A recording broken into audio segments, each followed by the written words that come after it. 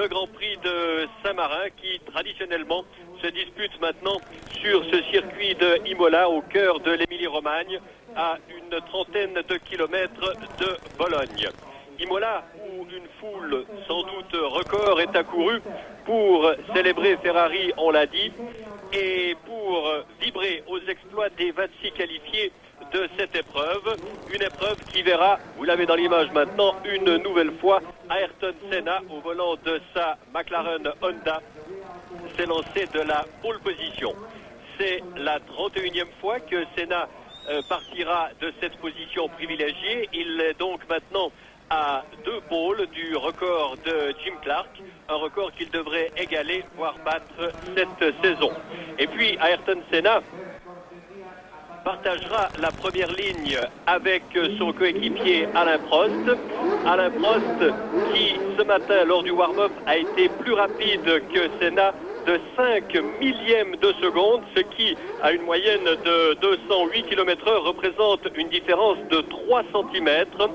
Lorsque le verdict est tombé à l'issue de ce warm-up qui, comme les essais d'hier, a été marqué par l'insolente domination des McLaren Honda qui semblent reprendre l'hégémonie qu'elles avaient exercée tout au long de la saison dernière. Les Ferrari sont bien sûr en embuscade avec maintenant dans l'image le vainqueur du premier Grand Prix, celui du Brésil, Nigel Mansell, la nouvelle recrue de Ferrari,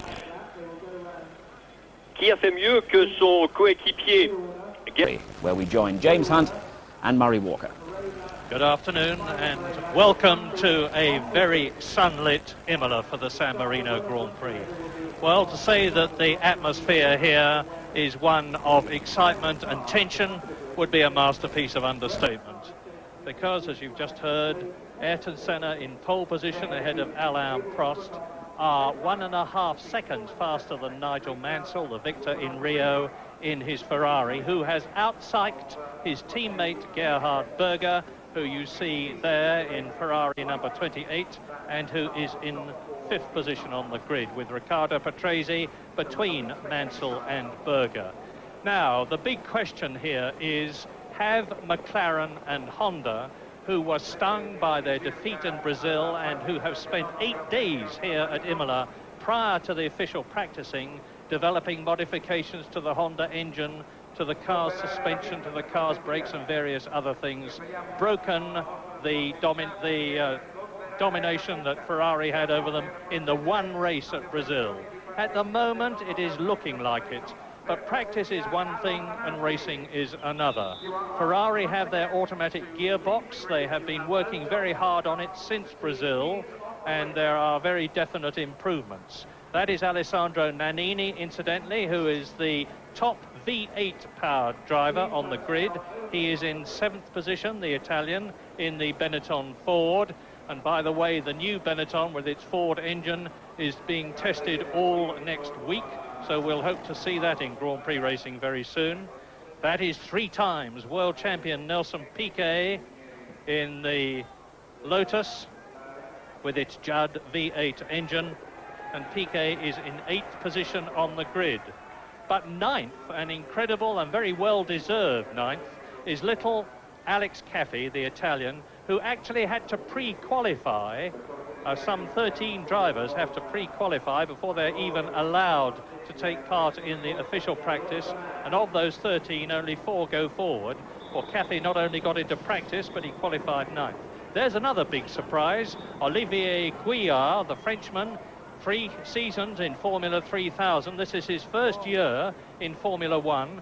He's in the new Ligier after last year's rolling disaster, which failed to qualify for race after race. This one, which has been designed by a consortium of engineers, including the Brazilian Richard de Villa, is much, much better. And Gouillard was actually fastest on the straight in practice at 194 miles an hour in his 3.5-litre engined car. That's Pierluigi Martini, another big surprise, 11th on the grid, another ex-Formula 3000 driver. And all the umbrellas are up, and we've just seen in the case of the McLarens, aluminium foil being removed from the engine covers, the object of which was to deflect the sun's rays and help keep the fuel cool. And Ferrari, by the way, have been actually refrigerating their fuel. That's how important it is, because this race, which is over 61 laps, is going to be 191 miles long. The San Marino Grand Prix is notorious for its demands on fuel. For instance, Alain Prost won here a few years ago, only to be excluded because he had run out of fuel just over the line, and his car, when it was weighed, was 2 kilograms lower than the minimum permitted. And it's not only very tough on fuel, but it's very tough on tyres and brakes. Ferrari have been cooling their fuel to some minus 20 degrees, and that saved them, in effect given them a bonus of 5 litres. And as you look down there, you can see there are thousands and thousands and thousands of people here. They are all Ferrari fans, almost to a man, wearing their Ferrari red anoraks caps, waving the umbrellas. And if Mansell, who is already a demigod in Italy, does well here, and Berger, by the way, was fastest in Friday's wet qualifying practice, although he went off yesterday, but is okay, I'm glad to say, do well, they will be able to ask for and get anything they want in Italy. That, in the centre of your screens now, is one of the distinctive features of this Imola circuit. It is the traguardo, the left and then the right chicane. Now you're looking down at the circuit from the helicopter as it makes its way up the Tamburello and then on to the Acqua Minerale, the Variante Alta. A lap record here, by the way, is held by Nelson Piquet in his Williams Honda at a speed of 127.151 miles an hour. And that is the Rivazza, double left-hander, which leads into the Variante Bassa, which they go through in 5th gear.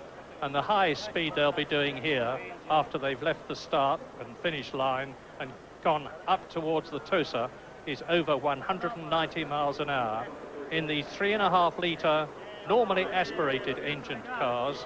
No turbos this year, of course. So tough on the cars, tough on the brakes, the tyres, fuel consumption, and of course very hard for the drivers. Yes, indeed, and I think this is probably the highest fuel consumption of any of the European circuits, certainly. And 1 or 2 cars I've noticed on the grid cramming in the last few pints of fuel, topping up, which means that they're pretty marginal on being able to make the distance.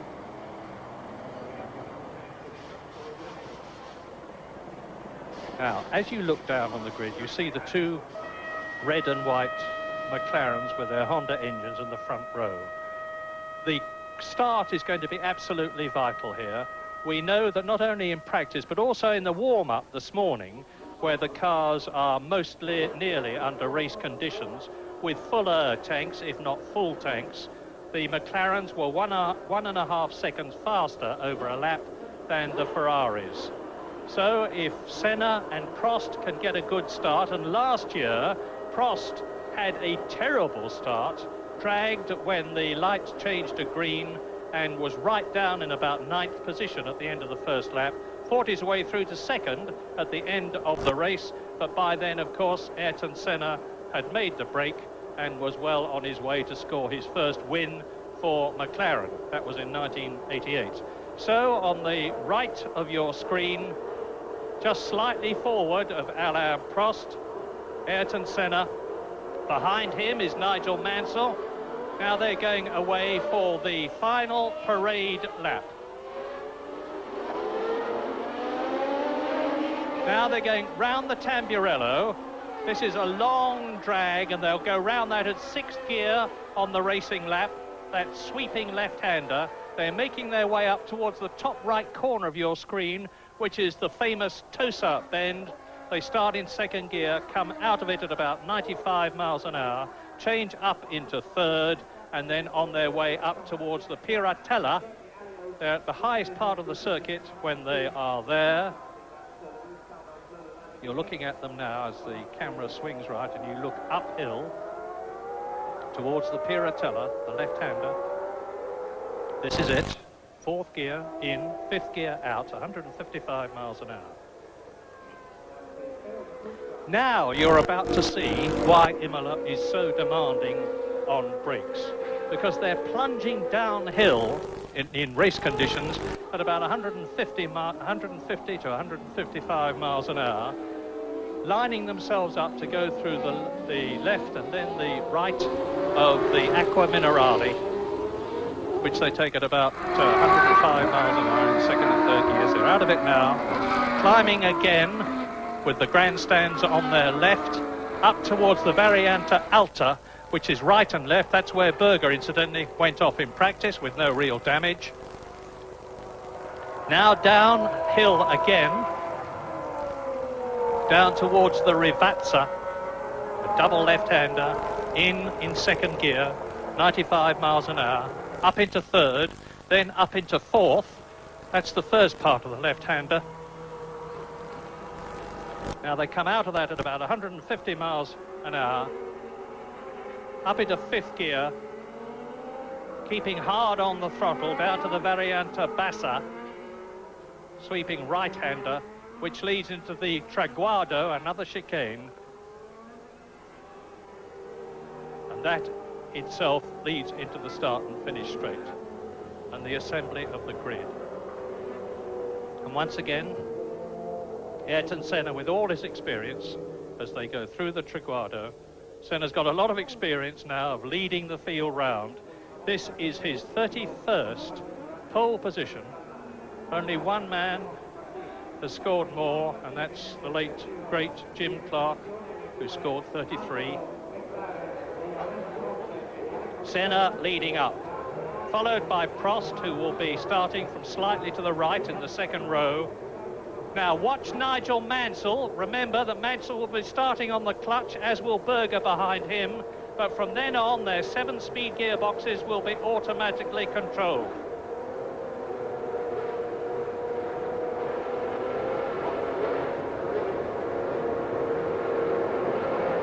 The last runners, including Nakajima in the yellow Lotus, coming round in the background. Alio has gone into the pits. Philippe Alio, in his Lola Lamborghini, has gone into the pits. He had a lot of trouble in the warm-up.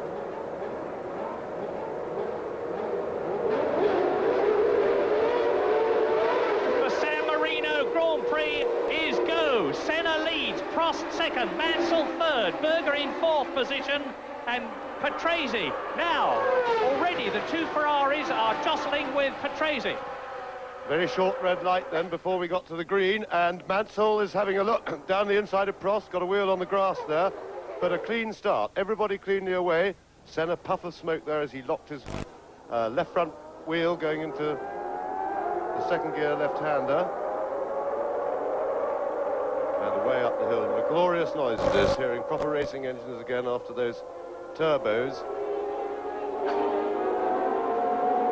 Yeah, and you see the McLarens are already pulling away, and there is Nigel Mansell in the Ferrari 640 V12 engine. Patrese is in 4th position, Berger is in 5th place, Thierry Boutsen is 6th, and off across the grass goes Maurizio Gugelmin in his march.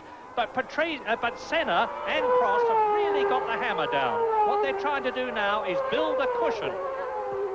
Yes, with that big long run down to the first corner, the power of the Honda engines was clearly adequate.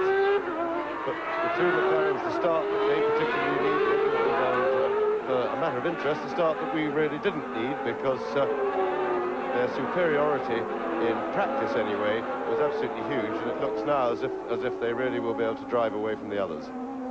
Well, there's a long way to go. Senna leads. Prost goes through in 2nd position. Then there's a gap. It's Mansell 3rd, Patrese, Berger, Boutsen. Up now, round the left-hander, on towards the Tosa bend. You can see them streaming through. There's the Lotus. Derek Warwick immediately behind Senna. Prost. Now, Mansell has got a queue behind him, and Patrese, I think, is... Patrese trying to fight his way past the Ferrari, followed by Berger and Boutsen. Yes, and Mansell forced to defend his line then and take the inside line into the corner, which, of course, protects the place, but doesn't help them chase McLarens, because that's a compromise to defend. Of course, you have to go a little bit slower. Patrese looking for a way past, and certainly the Williams Renault looks like a very good car indeed. And this is really a case of the biter bit, because Patrese is famous for holding people up. Now he is trying to get past Nigel Mansell, and in the process is giving Senna there and Prost there an opportunity to pull away. Now, a lot of people have said, as in third position Mansell, followed by Patrese, then it is Berger, then it is Boutsen. A lot of people said that Alain Prost there had lost some of his motivation last year, but he's well and truly got it back this year. That's proved by the fact that in the warm-up this morning he was fastest, and I think he's going to be really going for a third victory at San Marino. Yes, I would certainly subscribe to the theory that Prost, at least in the first half of last season, was not mentally prepared, and as one of the marshals, that's Capelli into the sand pit, and that's the end of his afternoon's work. But certainly I think Prost, up until the British Grand Prix last year, was not mentally prepared to do battle with Senna, but I think the shock of the criticism he got for pulling out of the British Grand Prix because he didn't like the conditions, and the criticism he got for that seemed to charge him up, and Prost's motivation is certainly 100% now. Already we have 2 races within a race. Prost chasing Senna, and Prost is 2.5 seconds ahead of Mansell. Mansell in third position ahead of Patrese, who is right behind the Ferrari, and there is Gerhard Berger on the...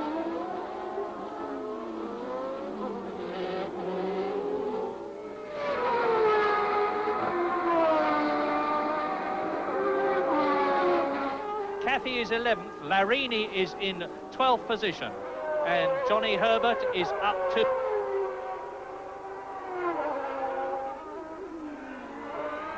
in this 61-lap race. Yes, already the 2 McLarens are lapping some 2 seconds a lap quicker than their pursuers.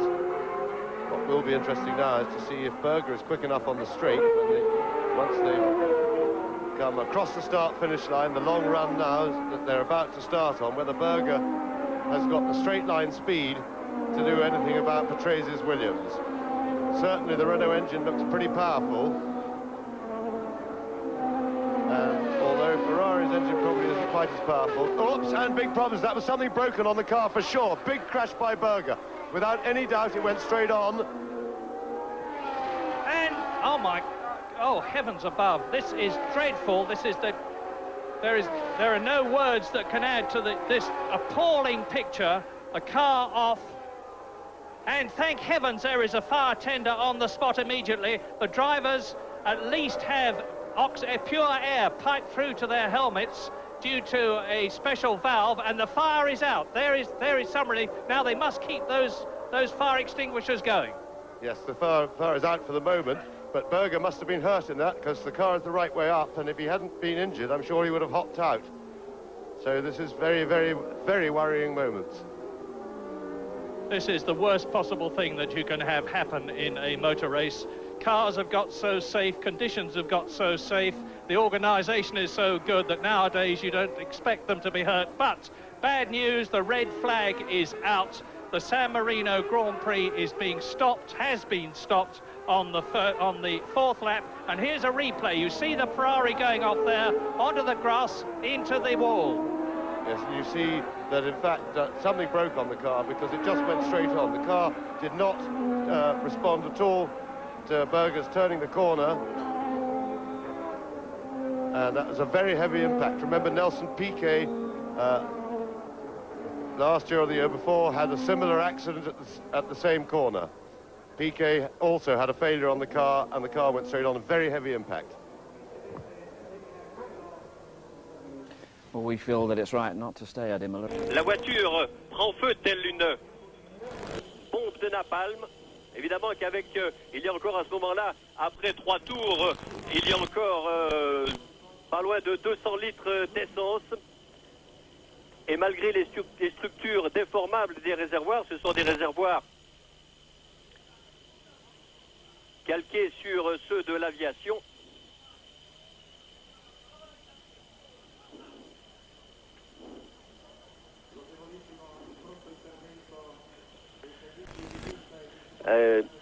Les secours ont été extrêmement prompts, extrêmement efficaces.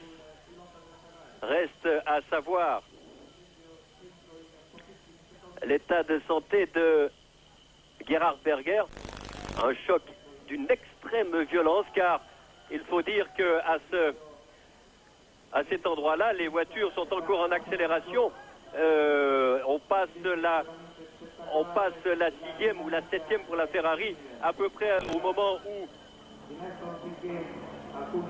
où il est sorti. C'est dire que l'on est à 280 km/h, je pense, puisque ici c'est Nigel Mansell, puisque la vitesse maximale se trouve après ce tronçon, juste avant le freinage de la Tosa, et cette vitesse maximale a été chiffrée à plus de 300 km/h. Regardez les restes de la Ferrari. Il sera bien difficile de savoir la raison exacte de cette subite sortie de route.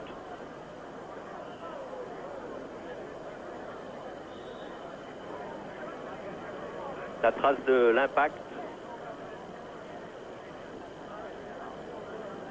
Alors la fête tourne au cauchemar.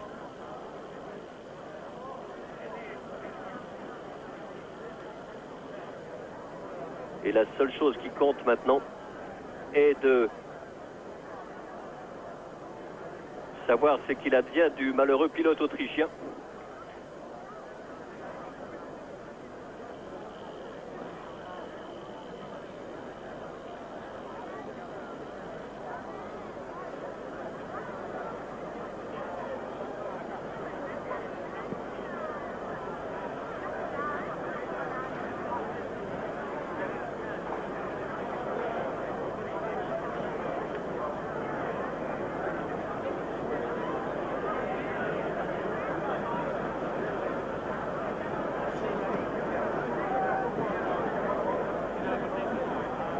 Difficile de dire, vu d'ici, s'il a été, je pense que c'est le cas, possible de le désincarcérer, de le sortir des restes totalement éparpillés de sa voiture.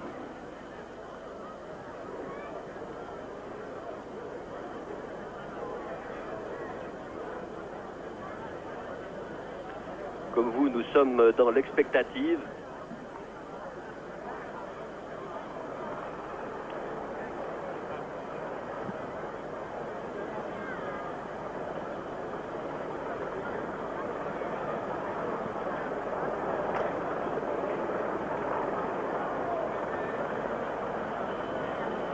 L'émotion est vive, vous le voyez.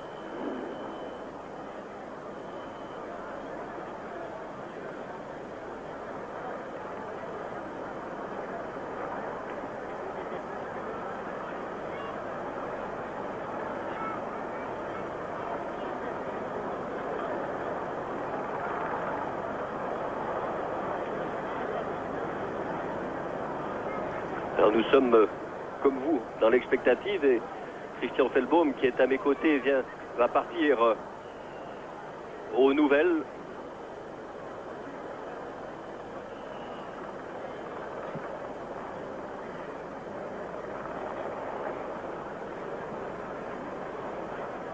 Mais peut-être Berger est-il encore prisonnier de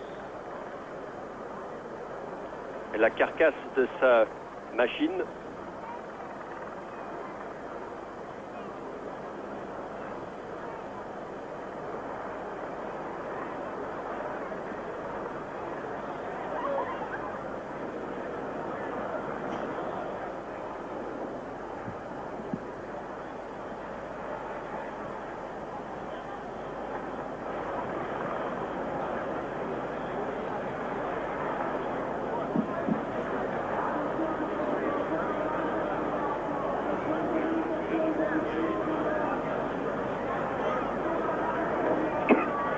Gerhard Berger, pilote Autrichien que l'on évacue maintenant, je crois. Un garçon très jovial de 30 ans. Il aura 30 ans le 27 août prochain.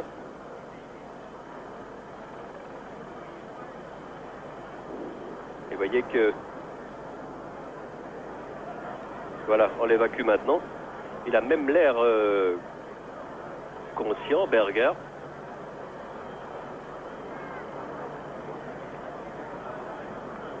On a vu des accidents terribles de ce genre-là se solder par des blessures presque légères. On se souvient de l'accident d'Alio l'année dernière à Mexico. Et c'est tout ce que l'on peut souhaiter maintenant en attendant un bulletin d'information, un bulletin de santé. Tout ce que l'on peut souhaiter, c'est que l'état de Berger ne soit pas trop grave, voire même pas grave du tout. Ce que l'image que l'on vient de voir peut laisser supposer. Berger qui disputait tout à l'heure le 70e Grand Prix de sa carrière et qui dispute sa 3e saison chez Ferrari. Il s'est imposé à 4 reprises dans des Grands Prix de Formule 1, Gerhard Berger, en 1986 au Mexique au volant d'une Benetton BMW Turbo, puis pour Ferrari au Japon et en Australie coup sur coup en 87, et l'année dernière dans le Grand Prix d'Italie à Monza, au nez et à la barbe de la McLaren de Senna.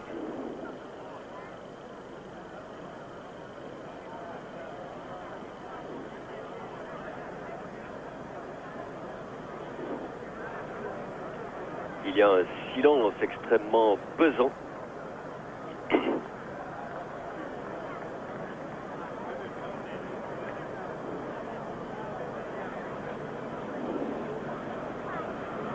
Et l'ambulance va faire tout le tour du circuit, je pense, à moins qu'elle puisse sortir au virage de l'Aqua Minerale. Et regardez encore une fois. Non, il ne touche rien ni personne.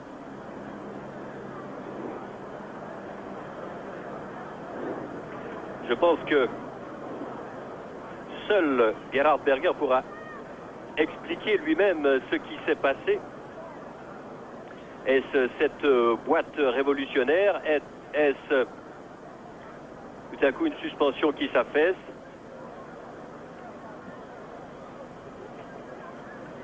On parle aussi de la perte de l'aileron avant. De toute façon, la voiture était devenue tout à fait... Et c'est Boutsen qui dit que c'est l'aileron avant qui aurait cédé. Donc Boutsen était bien placé, il était juste derrière. Et regardez cette image terrible de cette voiture qui prend feu. Et on ne peut que saluer l'intervention extrêmement rapide et efficace des secouristes d'Imola. Imola est réputé, et ce n'est pas à tort, on l'a prouvé, comme étant un circuit dont l'infrastructure est très bien faite, très bien conçue au niveau des secours. Et regardez encore, sous un autre angle cette fois, cette image terrifiante. Mais regardez les secouristes qui vraiment sont rodés, sont en leur affaire. Déjà une première voiture qui arrive.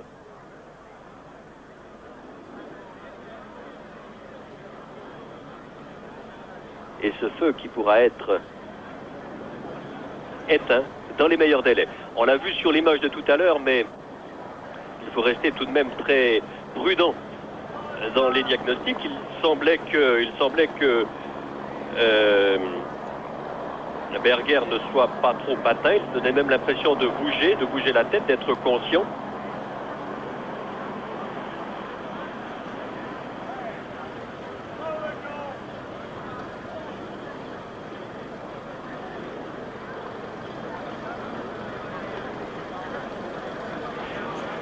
Il y a 2 ans, ici même à Imola, Nelson Piquet avait fait une sortie de route presque au même endroit, un peu plus loin. donc à une vitesse encore un peu plus élevée. Et il avait été interdit de départ par les médecins, par la faculté, et certainement à juste titre, mais il s'en était sorti parfaitement indemne. Les structures même du cockpit, qu'on appelle la cellule de survie du cockpit, sont extrêmement résistantes, extrêmement bien conçues. Et c'est surtout le feu qui était inquiétant.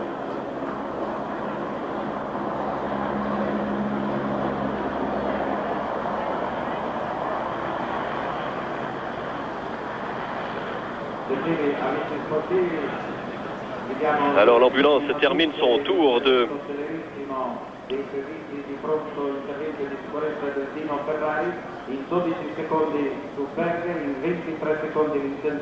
piste pour venir maintenant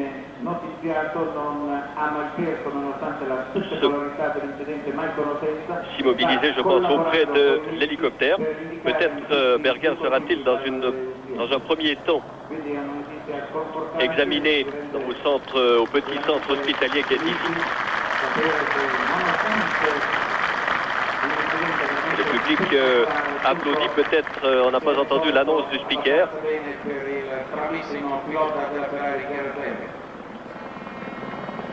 Peut-être l'annonce sera-t-elle répétée en anglais et pourrons-nous l'entendre?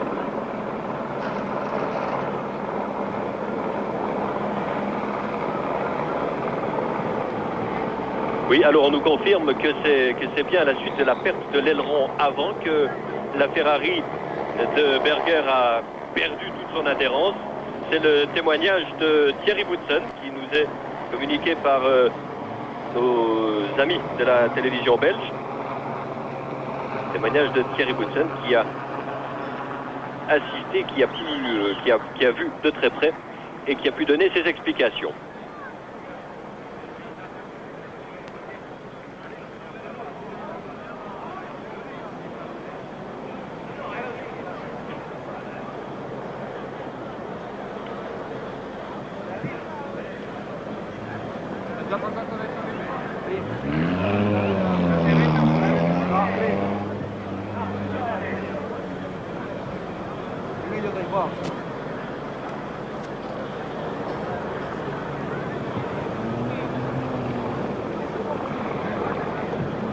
Well, we have news of Gerhard Berger, according to the television. I hasten to add that he spoke with the medical team, so he hasn't lost consciousness. He is now in the medical centre, and let me just tell you that the rescue workers were on the scene of the accident within 12 seconds, and within 23 seconds they had the fire out. Eh bien, le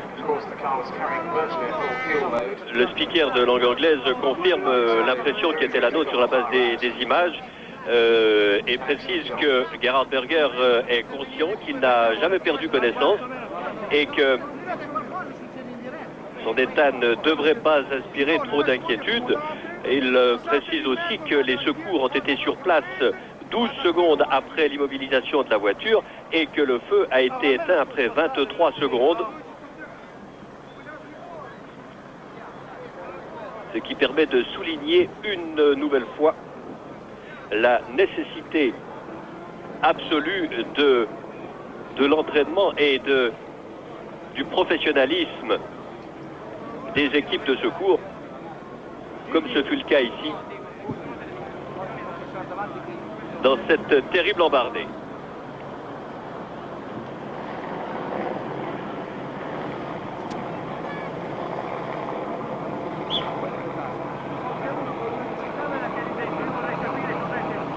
Et tandis que Gerhard Berger reçoit les soins nécessaires, je pense que la piste est en train d'être dégagée, la course reprendra. Et je présume, c'est un cas de règlement maintenant, je présume que c'est l'intégralité de la course qui devrait reprendre.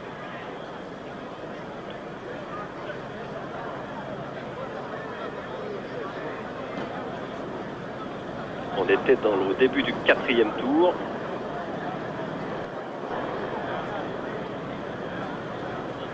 Peut-être que la course repartira avec les positions qui étaient celles au moment de l'arrêt. On attendra les informations à ce sujet.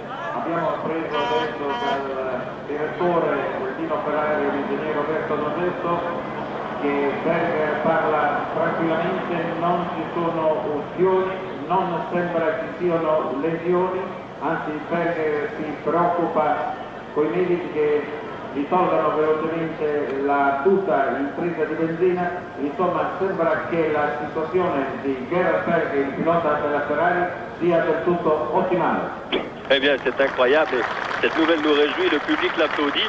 Le speaker a précisé que Berger parle tout à fait calmement, tout à fait normalement. Il semble ne souffrir d'aucune blessure particulière.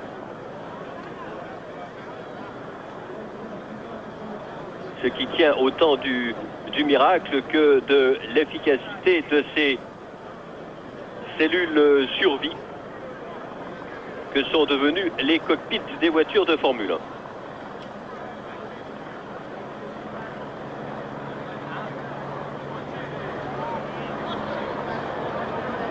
Mais parce que lorsque l'on voit les restes de la voiture,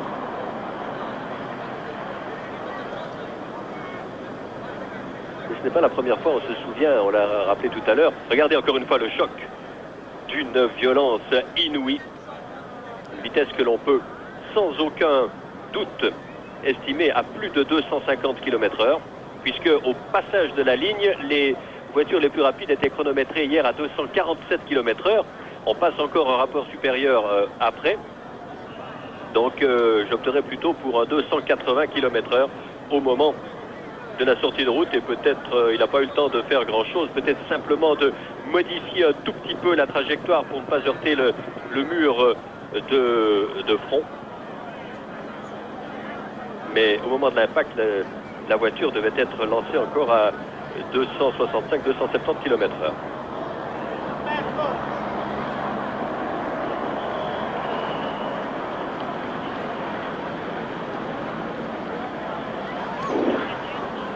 Alors les voitures, elles, pendant ce temps, se sont immobilisées sur à nouveau sur la grille de départ.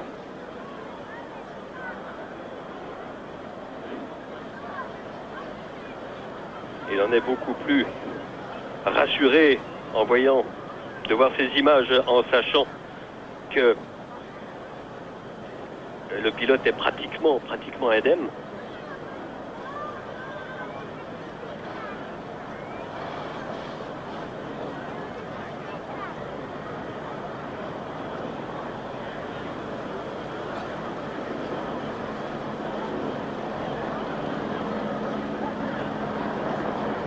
Regardez le chronomètre.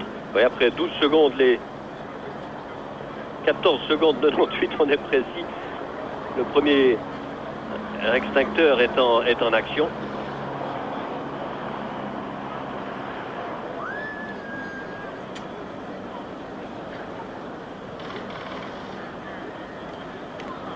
Comunicano adesso che il collega coequipier Nigel Mansell si è portato alla palattina del pronto soccorso a salutare Berger.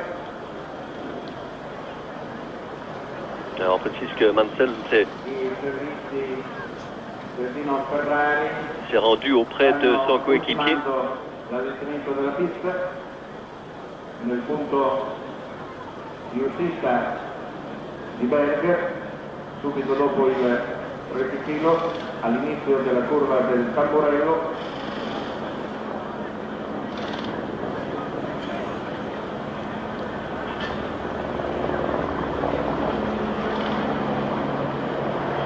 Et le voilà, Nigel Mansell avec Cesare Fiorio, le nouveau directeur sportif de la Ferrari, lui qui a remplacé Marco Piccinini. Eh bien, des débuts victorieux à Rio. Maintenant, c'est une expérience plus douloureuse ici à Imola. Reste à savoir si la Ferrari restante prendra le deuxième départ. Il faudra avant cela que l'on soit sûr de la raison de la sortie de route, qui semble ce qui semble évident d'après les dires de Thierry Woodson, mais il faut peut-être aussi essayer de savoir pourquoi cet aileron a tout à coup lâché, c'est tout à coup affaissé, et c'est sans doute la question que se posent Nigel Mansell et Cesare Fiorio avant d'aligner la Ferrari numéro 27 au deuxième départ. Vi ricordo che la corsa è stata interrotta all'inizio del quarto giro, a metà del quarto giro, quando Senna era al comando con 2 secondi e 770 su Prost, Mansell a 7 secondi e 506. Alors le classement au moment de l'interruption était conforme, en tout cas, oui, était conforme tout à fait à la grille de départ, avec Senna qui était en tête devant Prost, puis Mansell, Patrese, Berger, Woodson, Nannini, Piquet.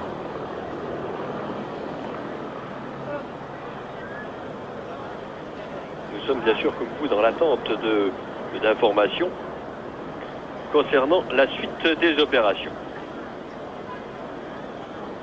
Avec tout de même et heureusement ce soulagement de savoir le pilote pratiquement indemne après une pareille embardée.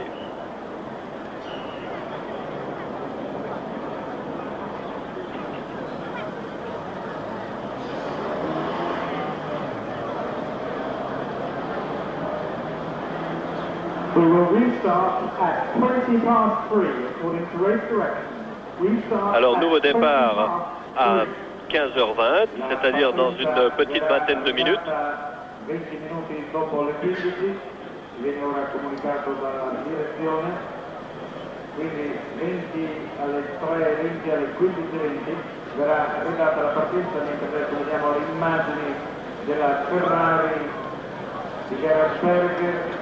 Aggiastanti queste immagini, comunque la macchina ha tenuto molto bene, i sistemi di protezione con un urso simile. Et ici devant le stand de Ferrari. Il pilota della Ferrari On attend. Je ne sais pas où Mansell a immobilisé sa voiture, difficile, je ne le vois pas. Là, si, elle est sur la grille. Via via che passa il tempo si fanno sempre più confortanti.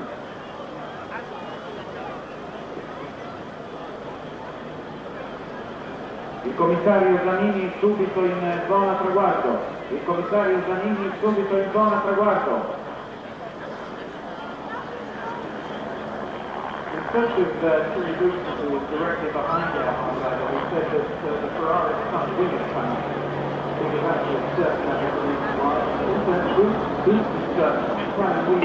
Il a aussi fallu beaucoup de chance pour que les débris de la voiture, ces débris qui étaient projetés de toutes parts, n'atteignent pas tout le peloton qui était derrière Berger et qui, ici la voiture de Mansell, et qui passait à proximité immédiate. On a vu des roues s'élever très haut dans les airs. Beaucoup de chance pour tout le monde, pour Berger en particulier dans cette aventure, qui est là pour rappeler que c'est un sport qui présente des risques certains, mais des risques que l'on peut calculer et surtout maîtriser.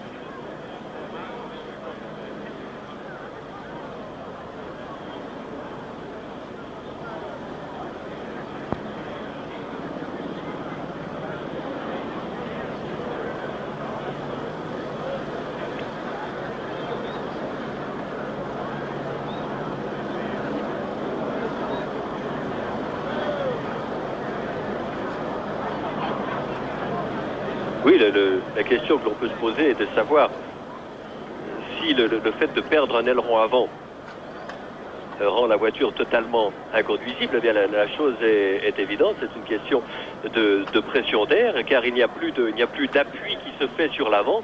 C'est-à-dire qu'à ces vitesses, la voiture aurait tendance à se conduire presque comme un avion. Toute la pression de l'air se pose sur l'aileron arrière et déséquilibre la voiture de façon de telle façon que l'avant se soulève quelque peu, et cela rend la voiture, pourrait rendre dans un premier temps la voiture un peu sous-vireuse, mais là ça a totalement, je pense, soulevé l'avant de la voiture. 1 centimètre suffit, 1 ou 2 centimètres suffit, et pour la rendre tout à fait incontrôlable. C'est-à-dire que Berger n'aura même pas eu la possibilité d'essayer de modifier un tout petit peu la trajectoire pour ne pas heurter le mur de plein fouet, mais dans un angle le plus petit possible.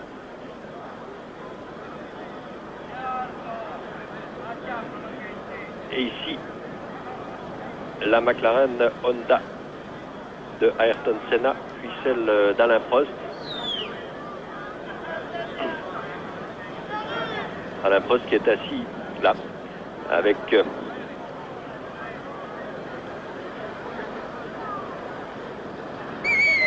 quelques amis. Ricardo Patrese.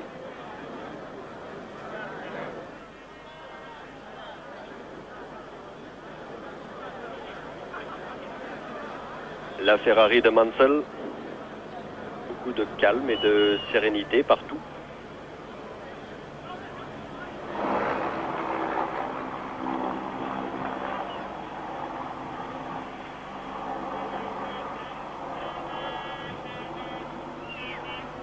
La Benetton de Nannini.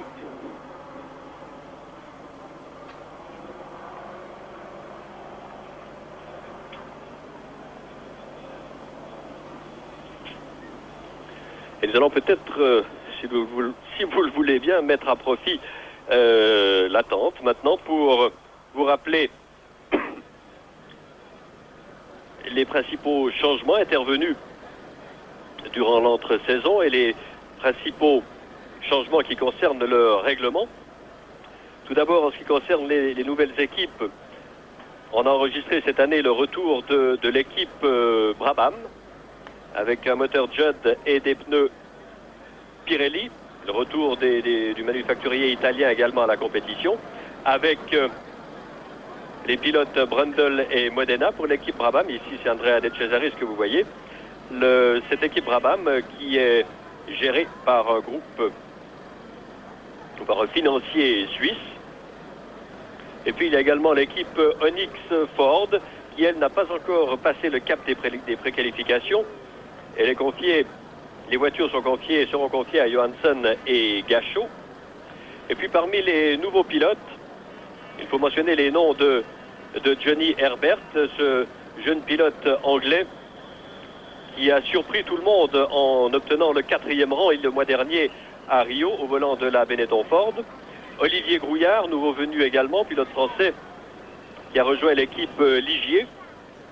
Gregor Wojtek, le Suisse, qui lui est le seul pilote de l'équipe Eurobrun qui, juste avant le début de la saison, a changé le moteur Judd contre le moteur Ford contre le moteur Judd. Gregor Wojtek, un garçon de 24 ans qui s'était préqualifié à Rio mais qui ne s'est pas qualifié, alors qu'ici il ne s'est pas préqualifié. Bertrand Gachot, on l'a dit, un pilote français au volant de l'Onyx, et puis 2 Allemands nouveaux venus, Volker Weidler qui lui pilotera la Rial et Joachim Winkelock qui pilotera la 2e AGS. En ce qui concerne les moteurs, on sait que tous les moteurs sont maintenant des moteurs atmosphériques et l'on a enregistré l'arrivée de 3 nouveaux groupes propulseurs avec le Renault V10, et l'on revoit une fois encore cette sortie de route de Berger, le Renault V10 qui équipe en exclusivité les Williams, le moteur Lamborghini V12 pour les Lola et un moteur Yamaha V8 à 5 soupapes par cylindre qui lui équipera les Zaxpeed, dont aucune des 2 voitures n'a passé le cap des préqualifications.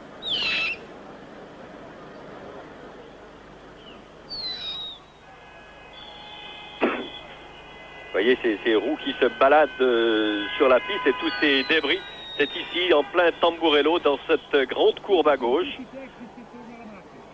qui est intervenu, qui est survenu plutôt cet accident, cet embardé.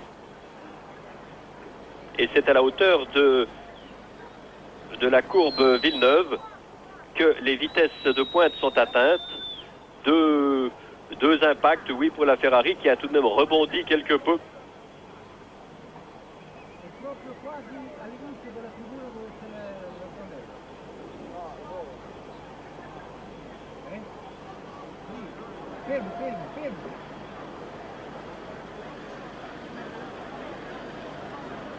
Et ici, on s'affaire autour de l'autre Ferrari, la numéro 27. Je crois qu'il n'y aura pas grand-chose à retirer de l'autre châssis. C'est cette nouvelle Ferrari qui est tout entière l'œuvre de John Barnard, cet ingénieur anglais qui est établi à Guildford. Une direction bicéphale chez Ferrari, avec cette antenne anglaise qui a une énorme importance. Et puis, je crois que l'on peut dire, bien qu'il soit hâtif de vouloir tirer des conclusions, on peut dire que cette nouvelle boîte de vitesse tout à fait révolutionnaire, puisqu'elle est commandée de façon électromagnétique par deux petites, non pas par un levier de vitesse traditionnel, mais par deux petites manettes qui sont situées directement sur le volant et qui, à chaque fois qu'on les actionne, donnent des impulsions électroniques qui font changer les rapports. Je pense que cette boîte de vitesse ne semble pas du tout en cause, bien que l'on change, on passe de 6e en 7e à peu près à cet endroit. Le mois dernier à Rio, ce système manquait totalement de fiabilité jusqu'à ce que, à la surprise générale, la voiture de Mansell tienne toute la course. Ici, la fiabilité semble avoir été trouvée en adoptant de nouvelles soupapes de commande pour le changement de vitesse, des soupapes qui sont fabriquées en Allemagne et qui semblent donner pleine satisfaction. Si l'on revient aux principaux changements de cette saison 89, il faut parler des transferts et en premier lieu du départ de Michele Alboreto de Ferrari où il a rejoint Tyrrell, ne parvenant pas à se qualifier pour cette course. Tyrrell qui traîne une toute nouvelle voiture ici qui a été confiée pour la course à Jonathan Palmer. Il y a Boutsen qui a passé de Benetton à Williams. Modena, on l'a dit, de Eurobrun à Brabham. Brundle lui a fait son retour à la Formule 1. Brundle qui est champion du monde en titre au niveau des épreuves d'endurance. Il revient à la compétition en Formule 1 au sein de l'équipe Brabham. Nicolas Larini, un jeune pilote italien de Cologny à Osella où il fait bonne figure, je dirais bien meilleure figure que Piercarlo Ghinzani qui lui n'a pas réussi à se préqualifier. De Cesaris de Rial à Dallara. Mansell, c'était peut-être le plus important des transferts de Williams à Ferrari. Et Suzuki de Lola à Zach Speed, Johansson de Ligier à Onyx. En ce qui concerne qu'ils ont eu en Brésil, d'accord. À propos de...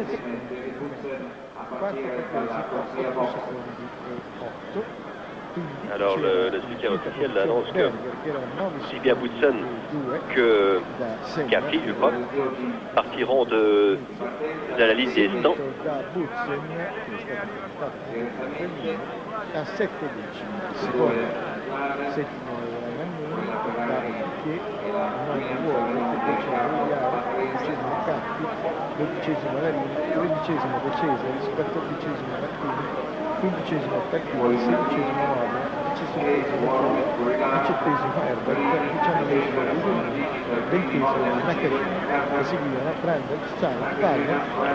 Nigel Mansell qui s'en va retourner vers le...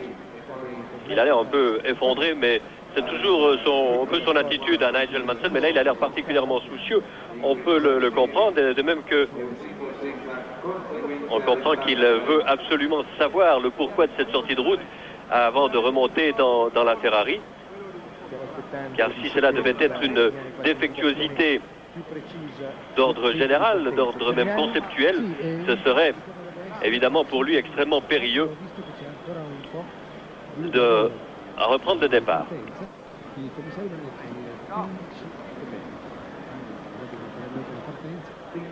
Abbiamo visto anche Alio, c'è un po' di confusione per quanto riguarda la partenza dai box, perché a questo punto c'è Alio, sarebbe me, l'abbiamo visto prima, abbiamo sentito Buzze, quindi c'è un po' di traffico con partenza. Guarda un po' qual è esattamente adesso. Et ici, alors on voit une image enregistrée à bord de la voiture de Warwick, qui est arrivé, vous voyez les drapeaux, voilà la vue du pilote juste au moment de l'impact, la vue de Warwick qui arrivait juste derrière. Et dans 5 minutes on va repartir, mais c'est très impressionnant. Regardez pour Warwick qui voit cette roue folle et qui voit le feu qui s'allume sur la droite. Une image extrêmement saisissante, ce qui doit se passer à ce moment-là dans la tête des pilotes. Il ne s'agit en tout cas pas de perdre la concentration. Heureusement que tout cela se conclut plutôt bien, plutôt très bien, puisque nous venons d'apprendre par l'intermédiaire de James Hunt, qui a vu Berger, que celui-ci souffre simplement de quelques brûlures très légères aux mains, et à part cela, il est parfaitement indemne. On s'en réjouit, mais on peut se demander, imaginer ce qui s'est passé dans sa tête au moment où le feu a pris, et ces quelques secondes extrêmement brèves quant à la valeur de l'intervention ont dû lui sembler particulièrement longues. Siamo tornati in diretta, ma io darei la linea a Palazzoli. Devo fare una domanda a Clay. Clay, deve essere terribile essere in macchina, sterzare da solo. Et tout le monde est déjà installé dans la voiture, sauf Mansell. È un momento che sei completamente indifeso, sono incidenti più difficili, più pericolosi, perché un guasto tecnico, il pilota si trova nell'impossibilità di effettuare qualsiasi correzione, poi a questa velocità altissima ti trovi il muro. Alors, on voit que l'on pousse également la voiture d'Olivier Grouillard. Et si Boutsen et Caffi vont partir de la ligne des stands, c'est pour la raison suivante. Leurs voitures ont tout de même été touchées par des éléments, des débris de la Ferrari. Et c'est au volant de leur mulet, de leur voiture de réserve qu'ils vont prendre le départ. Et le règlement prévoit en ce cas qu'ils doivent partir de la ligne des stands après tout le monde. Alors on part sur la valeur des positions acquises au moment de l'interruption, soit après 3 tours, et ce sera une addition de temps à laquelle il faudra procéder. Les ordinateurs le feront très bien. Et ici vous voyez le président Balestre, Jean-Marie Balestre, souvent décrié, souvent critiqué, pas toujours à tort, mais là je crois qu'il faut tout de même lui rendre cette justice, que c'est grâce à sa persévérance, à son autorité et à sa volonté que les voitures de Formule 1 sont aussi résistantes. Et il y a quelques pilotes qui, je ne veux pas dire lui doivent la vie à ce niveau-là, mais sans doute que des garçons comme Philippe Alliot, après son embardée terrible du Mexique de l'an dernier, de Derek Warwick, une embardée terrible aussi au Canada, et aujourd'hui Gerhard Berger, lui savent gré de sa ténacité et de son autorité face à certains constructeurs qui auraient plutôt tendance à alléger les choses. Et je ne dis pas qu'ils ne se soucient pas de la vie de leur... Back to his pit, he has confirmed with the Ferrari management. He's gone out to his car in his crash helmet, and I'm happy to confirm that what Steve Ryder said about Gerhard Berger is correct. It would appear that we are now going to have a 58-lap race, and the San Marino Grand Prix will be decided on aggregate. So it's going to be a very tricky business to work it all out. But with the news that Mansell appears definitely to be starting, as you look at Alain Prost, with Senna on his right and about a minute to go before the start of the race, There's going to be, now I have an official statement. There is going to be one introductory lap, followed by his right, and about a minute to go before the start of the race. There's going to be, now I have an official statement. There is going to be one introductory lap, followed by a warm-up lap, and then a 55-lap race. Yes, they're clearing the grid now, and I must say the decision for Nigel Mansell to start in the other Ferrari is one with which I wholeheartedly disagree. And rather strangely, I spoke to Nigel about 5 minutes ago, and he said that he also didn't want to drive. He was just disappearing in to discuss what they were going to do with the Ferrari people, and I thought that I got the impression for him that even if they wanted to race, he was not going to drive, because that was certainly as yet an unexplained failure on the car. And I think first of all, Nigel won't be in the mood to race. He won't have the confidence in the car, and I really think that in the interest of safety, he should not be driving. Well, away they go on this introductory lap, and it is a pretty saddened atmosphere at the present moment, alleviated by the fact that at least we know that Gerhard Berger is alive and has no broken bones. So Ayrton Senna gently leading round, followed by Alain Prost, with Nigel Mansell, the sole Ferrari, in the race now, followed by Riccardo Patrese's Williams-Renault, and this is Derek Warwick's car, the Arrows Ford. And by the way, Derek was about 5 seconds behind the accident to Gerhard Berger, and we have seen pictures of what Derek Warwick saw, or what his camera saw, and you saw the rear wheel of Gerhard Berger's car bounce across the road and be narrowly missed by Derek Warwick's Arrows. And of course, this is a very worrying time for all the drivers. They know exactly what has happened to Berger, and although we have gone to great lengths to emphasize that nowadays everything possible is done to ensure that the course is as safe as possible, that the spectators are as safe as possible, that there is adequate and skilled marshalling, that the cars are built to very rigid safety specifications which are laid down by the governing body of the sport. The drivers are strapped in, and what will have saved Berger, without a doubt, is the fact that nowadays it is mandatory for there to be a compressed fresh air supply on the car, which is connected to the driver's helmet and which is actuated by an inertia valve which releases when there is an impact like the one that Berger's Ferrari had, and which releases fresh air into the driver's helmet for some 60 seconds. Now, we have timed the time that the flames took after they started to be extinguished by the very efficient fire marshals, and it was, give or take a second or so, 30 seconds. So that means to say that Gerhard Berger was protected from the appalling catastrophe which happened to Joe Siffert in the BRM many years ago, because he was able to breathe air. Yes, and certainly it worked well, because Berger, we don't know what minor injuries he's got. He's gone to hospital now for examination, but certainly he was his usual smiling, laughing and joking self. Apparently when he was taken to the medical centre at the track, he was talking to people and generally apparently quite well. So that is tremendous news. But it certainly is a very subdued atmosphere here now at Imola. As they come round, they're going to form up on the grid, and as we understand it, they're then going to do another parade lap in the normal way. It looks to me much more like a start this time.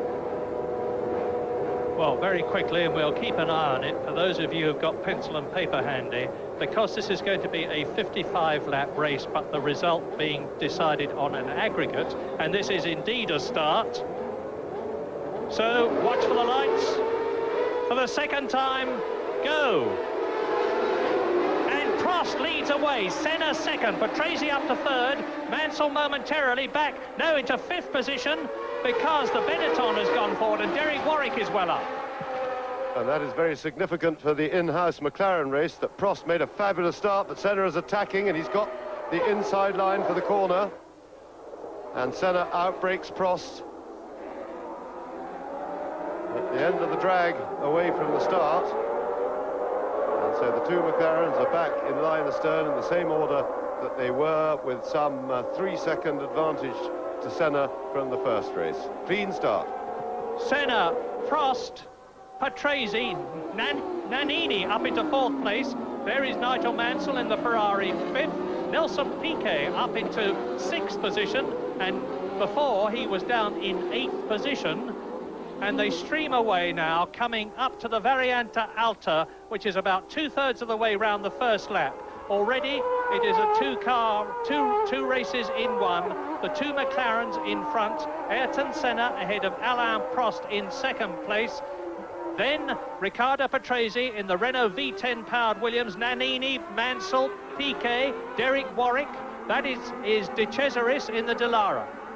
And I think I saw, as the field streamed through, then I think I saw Johnny Herbert up into something like 12th place, which means that he must have made a cracking good start, because he started from 18th place on the grid. Yes, Johnny Herbert had a pretty dismal practice. Now you're looking at Derek Warwick chasing Nelson Piquet, and I'm looking down through the field to see where Herbert is, but there is Patrese in 3rd place. The two McLaren Hondas already well away. Then behind Patrese, Nannini and Mansell closing, followed by Piquet.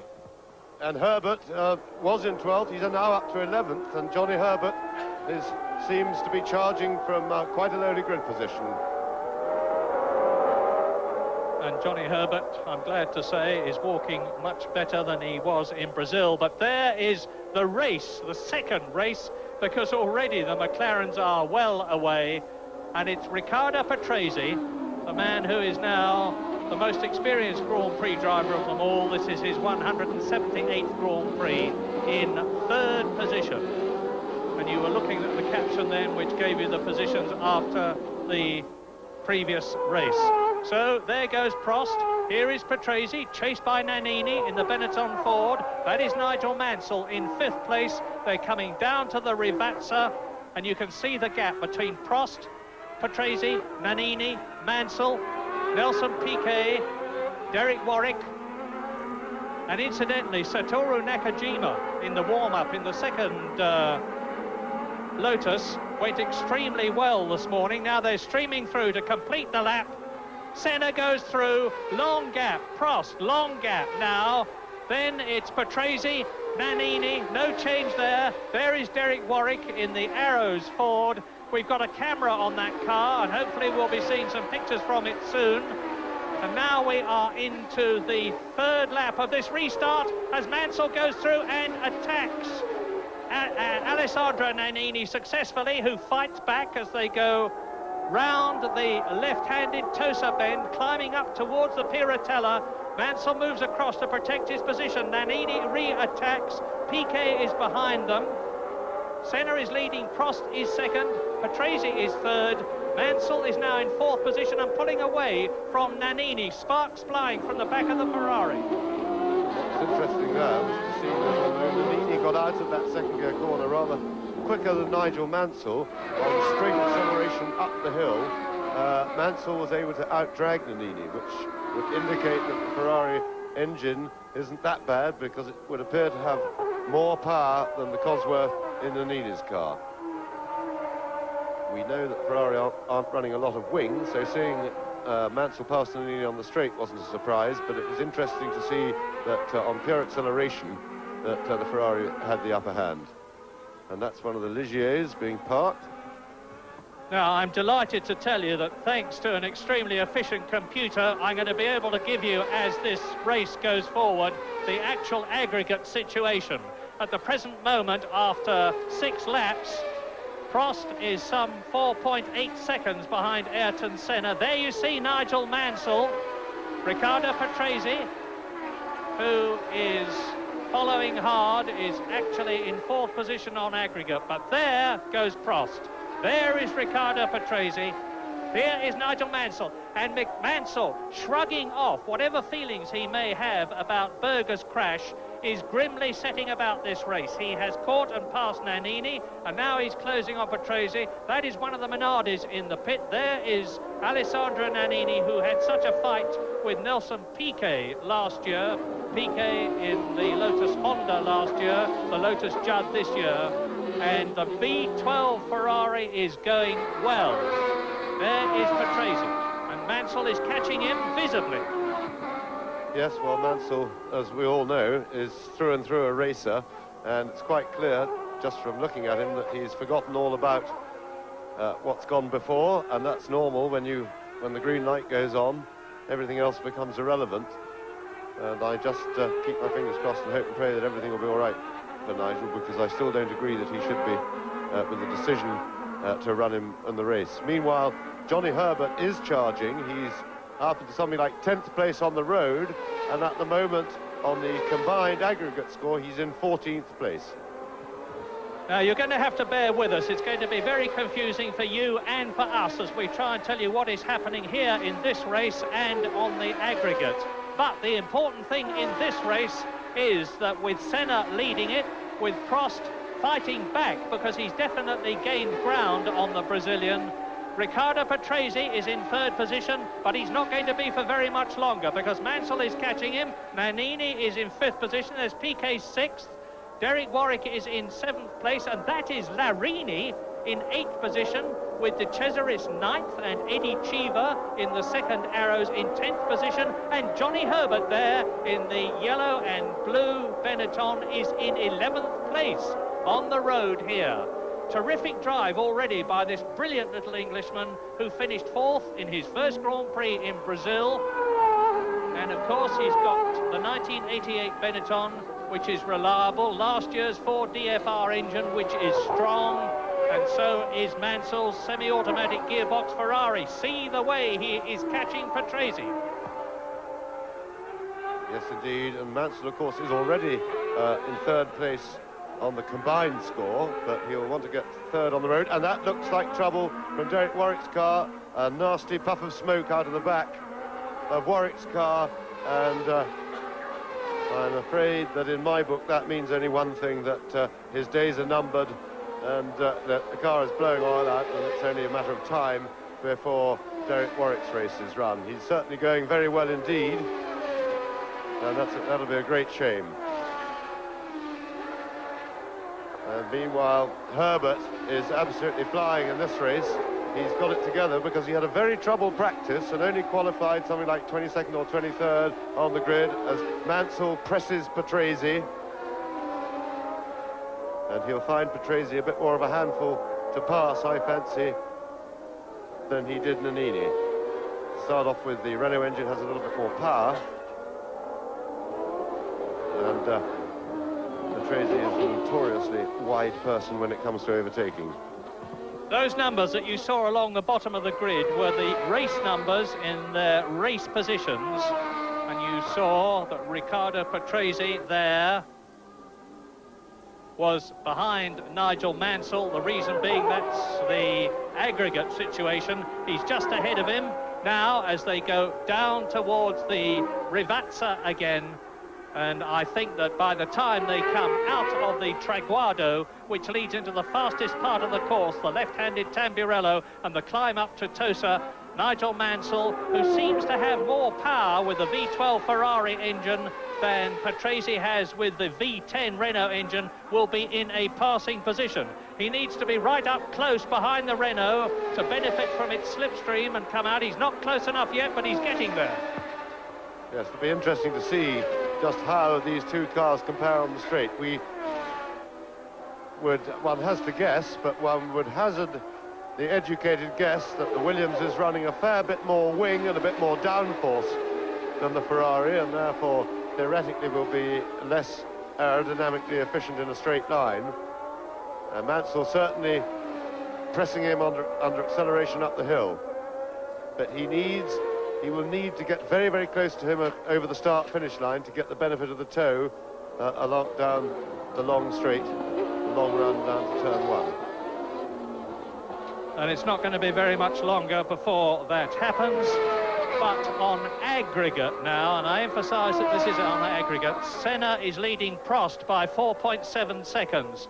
Mansell is just ahead of Patrese on aggregate, although you can see that he's just behind him in this second restarted race, which is going to be over 55 laps. Down to the left-handed Ravazza again. Yes, and this is where it's important for Mansell to get close to Patrese, and out of the right-hander now, through the left and then out of the right-hander. He needs to be within about 4 or 5 car lengths, which he just about is.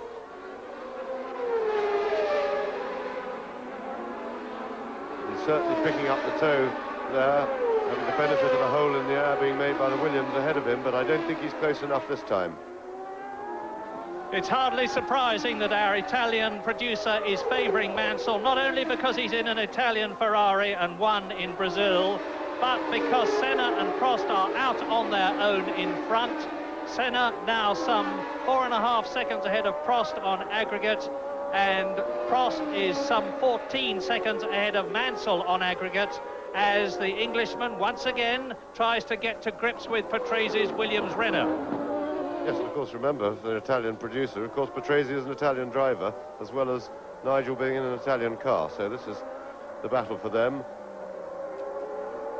And Prost, incidentally, has just put up a new fastest lap, and he's closed the gap by 0.3 of a second on Senna.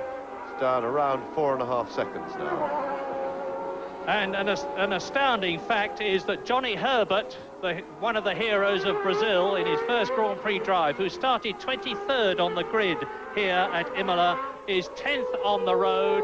And there you see in the pits the Minardi of the Italian driver Pier Luigi Martini, and Patrese, who drove a sterling race to lead for some 16 laps in Brazil before he finally lost the lead and then temporarily regained it, is doing well here, because notwithstanding what I have been saying, he is holding off Nigel Mansell.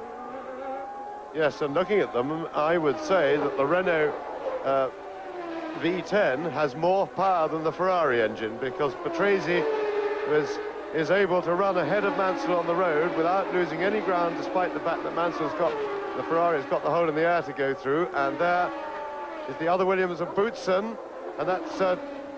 It's Johnny Herbert. Johnny Herbert in the Benetton Ford is right up with Thierry Boutsen, and that is an incredible achievement. The Englishman is scything his way through the field. This is only his second Grand Prix. He's come up from 23rd on the grid. And that was another testimony to the power of the Renault engine, because Boutsen, having been passed by Herbert round the back of the circuit, was able to simply outpower him down the long straight. And considering that Williams are bound to be running a lot of wing, because that is the way they normally set their cars up, I would have said that the Renault engine is certainly doing its bit, and certainly superior to the Ferrari V12. A flash from the hospital is that Gerhard Berger has been flown to the Hospital Maiore in Bologna. It's the best hospital in the area. We know that he's got some burns on his face and arms, and also on his back. As far as we know, it is nothing worse than that. And now you look at Johnny Herbert in 10th position, catching Thierry Boutsen in the second Williams Renault. Race leader, there he is, Ayrton Senna. Now, how far behind Senna is Alain Prost? You can see there is the answer, and Prost, in his usual smooth and unruffled way, is inexorably gaining. The gap now is just over 1 second. Yes, over the last 3 laps, Prost has been the quickest car on the circuit, and he's caught pretty much right up with Senna. There you see the fastest lap of the race so far, credited to Alain Prost. And although, in fact, they're only a second or so apart on the road, of course, Senna had some 3.5 seconds from the first part of the race. So Prost has not only got to pass him, he's got to then pull some 4 seconds at least in order to get ahead on the road. But Prost looking to be doing his usual tactic, taking it gently away and then just building up the pressure.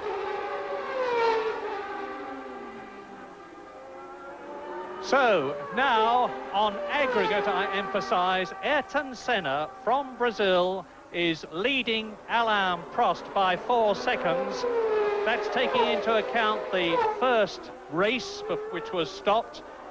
Mansell is in 3rd position, some 19 seconds behind Ayrton Senna. Riccardo Patrese is in 4th position on aggregate. In 5th place is Alessandro Nannini. In 6th position is Nelson Piquet. That is the aggregate situation. I'm wishing desperately that this race was just a straight 55-lap one. It would be much easier for us to explain, much easier for you to understand. But as you see from the caption, Alain Prost is now the fastest man on the circuit, and he is within an ace of the lap record, which is Nelson Piquet, 1 minute 28.67. And Alain Prost has actually now broken the lap record. It's just gone up on my screen here, 1 minute 28.65. Alain Prost has knocked 0.02 of a second off the lap record, and you can see for yourself what the effect is. There are no team orders in the McLaren team. Both Senna and Prost have identical machinery in terms of chassis, tyres and Honda V10 engine. And Senna, who is world champion, is staving off double world champion Alain Prost there, who has already won twice at San Marino, at Imola, 3 times if you count his disqualified one, and he's looking to make it 3 officially now.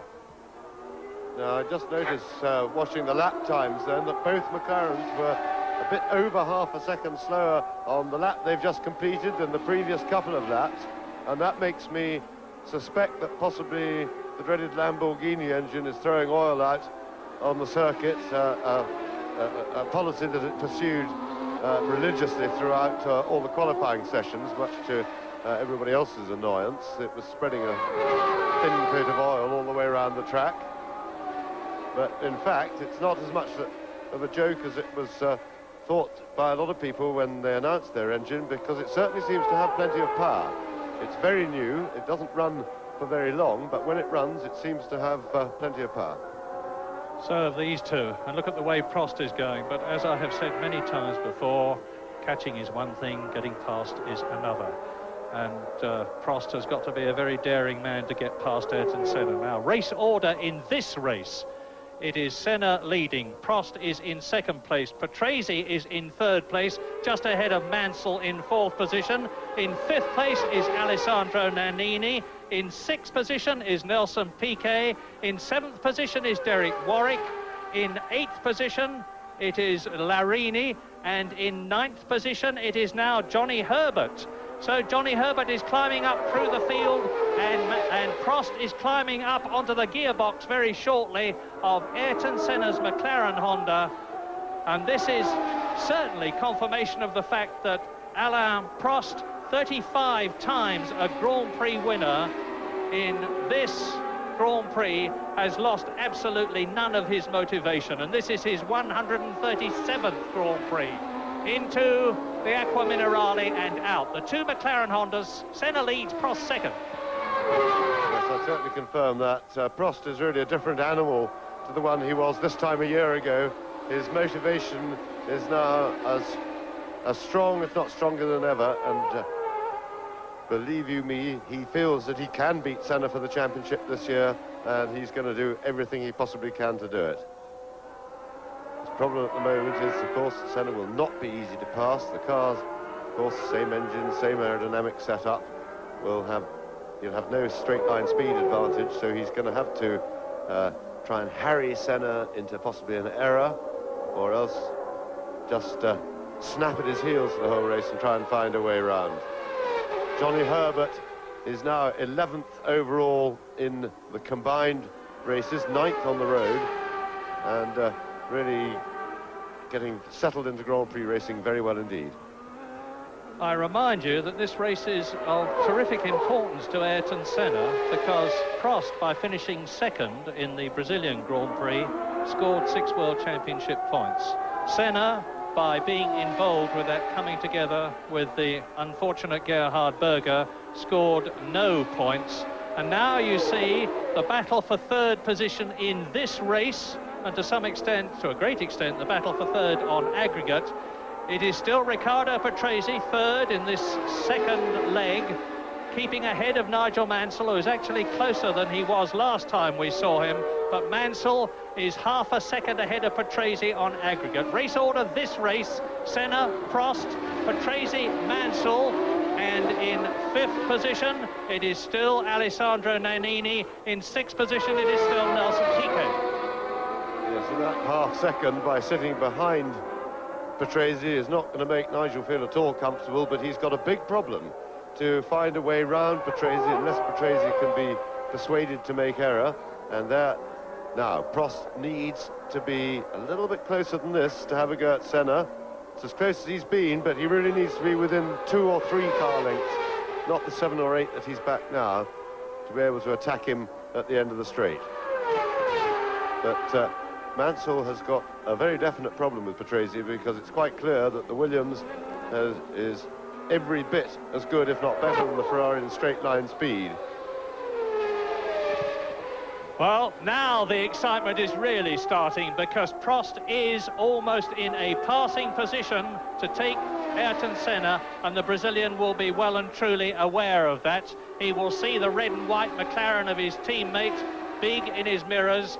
They're dropping down now towards and through the Aqua Minerale bends, third gear, accelerating away up to the right and the left, the new chicane, or the fairly new chicane at the Variante Alta.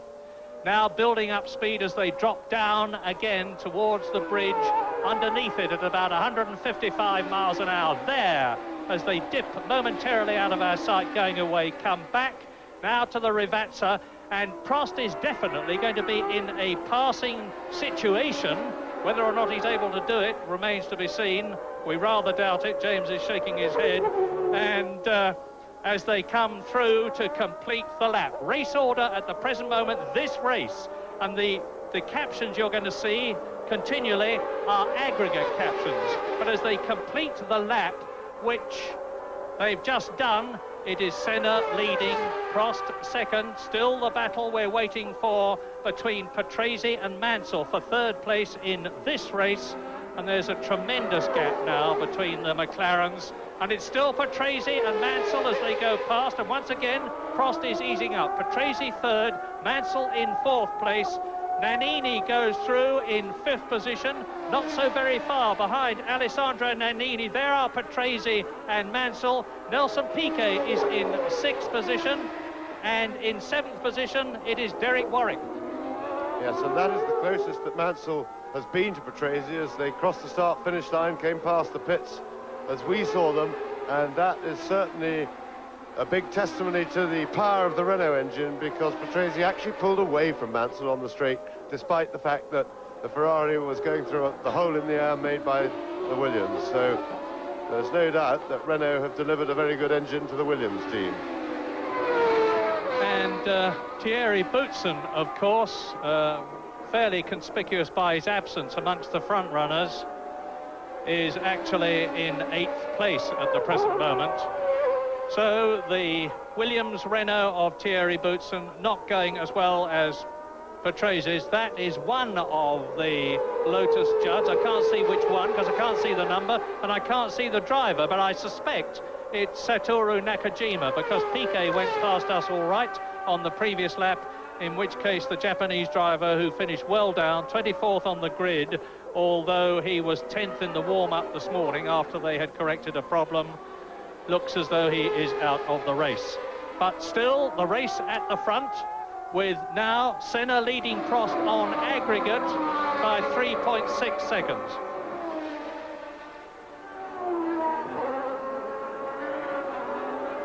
And what a solid stream of cars. This 3.5 litre racing is much more competitive, except for the McLarens in this race, than the mixture of turbocharged and normally aspirated cars was last year. That's Martin Brundle in the Brabham. And that is Tarquini leading. Behind Tarquini is De Cesaris. Behind De Cesaris is Modena. Behind Modena is, it looks like Gruyard to me, and then Martin Brundle. And at the present moment, the positions in this second 55-lap race still remain: Senna leading, Prost in second place, Patrese third, just ahead of Nigel Mansell. In fifth position, it is still Alessandro Nannini. In sixth place, then it is Nelson Piquet. In seventh position, it is Derek Warwick. And in eighth place is Thierry Boutsen. Ninth is Johnny Herbert, who still hasn't got past Boutsen. And then it is Larini. And a good little scrap going on here down the field, and Martin Brundle surely will be well pleased with this, because he's been a little bit beleaguered in the Brabham team by the fact that Stefano Modena, the exceptionally talented young Italian, has been on the whole around about half a second a lap quicker than him in every practice session, which of course is a pretty depressing fact for a driver in a team. But Martin has risen to the occasion, and as you see there, he's got one car between them, and he's actually up with his teammate, so he'll be well pleased about that. Oops! Oh my goodness, that's another one. Oh, and that's Stefano Modena, not Martin Brundle, and he looks perfectly okay because he's glanced the wall, gone backwards into the tyre barrier, and I sincerely hope there is not the... Yes, he is, out of the car, here it is. And look, this looks like another car failure. For no reason the car just suddenly developed a mind of its own. No, number 9, that's Brundle. Ah, yes, beg your pardon. So that is indeed Modena, and not a big impact. He jumped straight out of the car, but it certainly looked like, again, some sort of a failure, because the car just suddenly turned sharp right. And that was lap 18 in this 55-lap race. So, as we know, Modena has got out of the car, and I think that was him just taking his... And there is a march in the background. That is, I presume, Capelli's car from the first race. And fast and furious at the front, Prost is giving Senna no quarter, as he's right with him. The two McLaren Hondas battling for the lead, and they're in a situation now, and Johnny Herbert, incidentally, in 11th place now, is slowly closing on the 10th position man, Nicola Larini. And Patrese still keeps Nigel Mansell behind him, and it's not because Nigel is in a passing position there. He's actually got a good length ahead of him on the road. Yes, and you saw then going up the hill how the Williams Renault out-dragged the Ferrari. He actually pulled away from him on acceleration. We've seen that he can at least hold him on top speed, despite the fact of the Ferrari being perfectly positioned in the tow. So this is going to be a frustrating and difficult afternoon for Mansell. There's no doubt that he'll be able to lap quicker if he could get past Patrese, but it's a serious problem working out a way how to do that.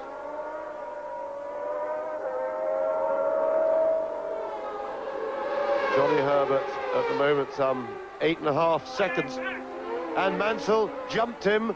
That was absolutely brilliant. Fantastic. Now, fantastic move, and Patrese appears to have stopped. Nigel Mansell is now in third position, whichever way you choose to look at this race. And there is Modena's car being hoisted off the circuit, the Brabham Judd, and there are the leaders. Now, I don't think Nigel Mansell is going to be able to do anything about this battle for the lead between Senna and Prost, with definitely Riccardo Patrese out of the race. Nigel Mansell is about half a minute behind Senna and Prost, and that is, at this stage of the race, a terrific gap. Now let's look at a replay. Patrese brakes hard, loses it, goes on the grass, and Nigel Mansell goes through. That looked like engine to me. You can see the smoke coming out of the exhaust then of Patrase's car, and it looks like a sudden and terminal engine blow-up, and he just pulled to one side and let Mansell go. I thought he jumped him, but in fact he just pulled over. And Senna a tiny bit further ahead than he has been for some 3 or 4 laps now. Prost has been really hounding him, but suddenly he's not quite close enough. So now, at this stage of the race, with 20 laps completed, it is in the lead, Ayrton Senna, just ahead of Alain Prost. Nigel Mansell up into third position. Nannini is now in fourth place. Nelson Piquet is fifth, and Derek Warwick is in the points at sixth. And attacking Nelson Piquet for fifth place.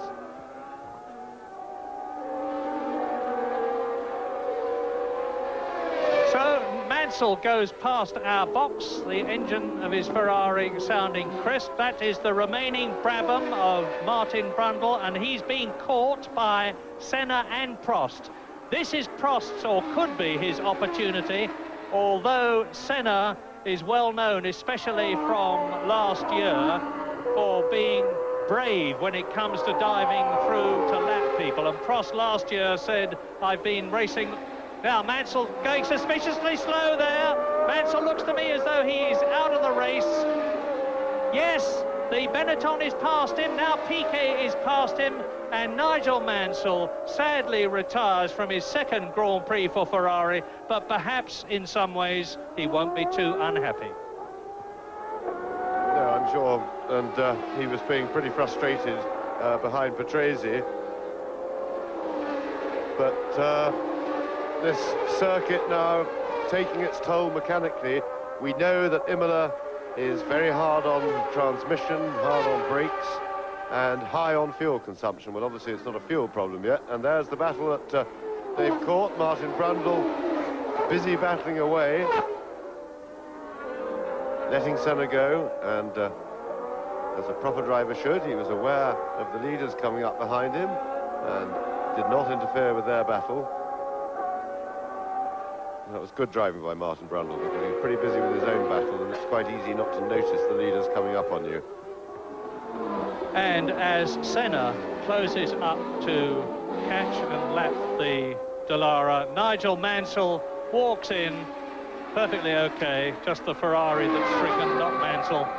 And Senna now coming up to lap. He's still got De Cesaris in front of him, and Prost has got through, and now Prost is getting a bit closer, and now Prost has got the problem that Senna had. Meantime, I can tell you that the second best British driver in this race, the best being Johnny Herbert, is Jonathan Palmer in the new 018 Tyrrell. He's up into 12th position. Warwick in the top place, then for British drivers, then Herbert, and there they go. And Prost, through good fortune, looks as if he's come upon De Cesaris as they hit the main straight, and the McLaren Honda should be able to outdrag him, as he is doing. And that, luckily for Prost, gets rid of the De Cesaris problem at quite a convenient moment.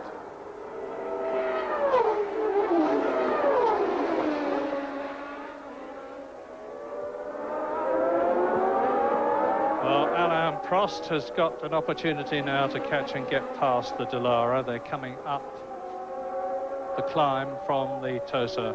Martin Brundle has come into the pits, so that's the second Brabham in trouble. Modena out of the race. Martin Brundle into the pits. It is Senna leading. There is Prost in second place. Nannini is now in third position. Nelson Piquet is up into fourth place.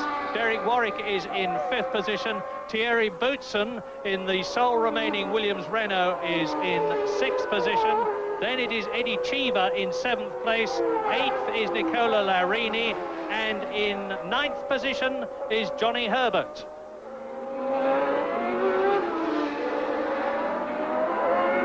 Prost. Long way to go in this race yet. We are on lap 23 out of 55. 2/5 distance then. Yes, and Herbert is actually now losing ground to Larini. He had got as close as 5 seconds to him, but he's now down over 10 seconds behind.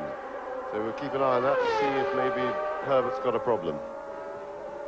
And Ayrton Senna is lapping in about 1 minute 29 seconds, which is just a few tenths of a second outside Nelson Piquet's previous lap record, although we know that Alain Prost has already broken the lap record.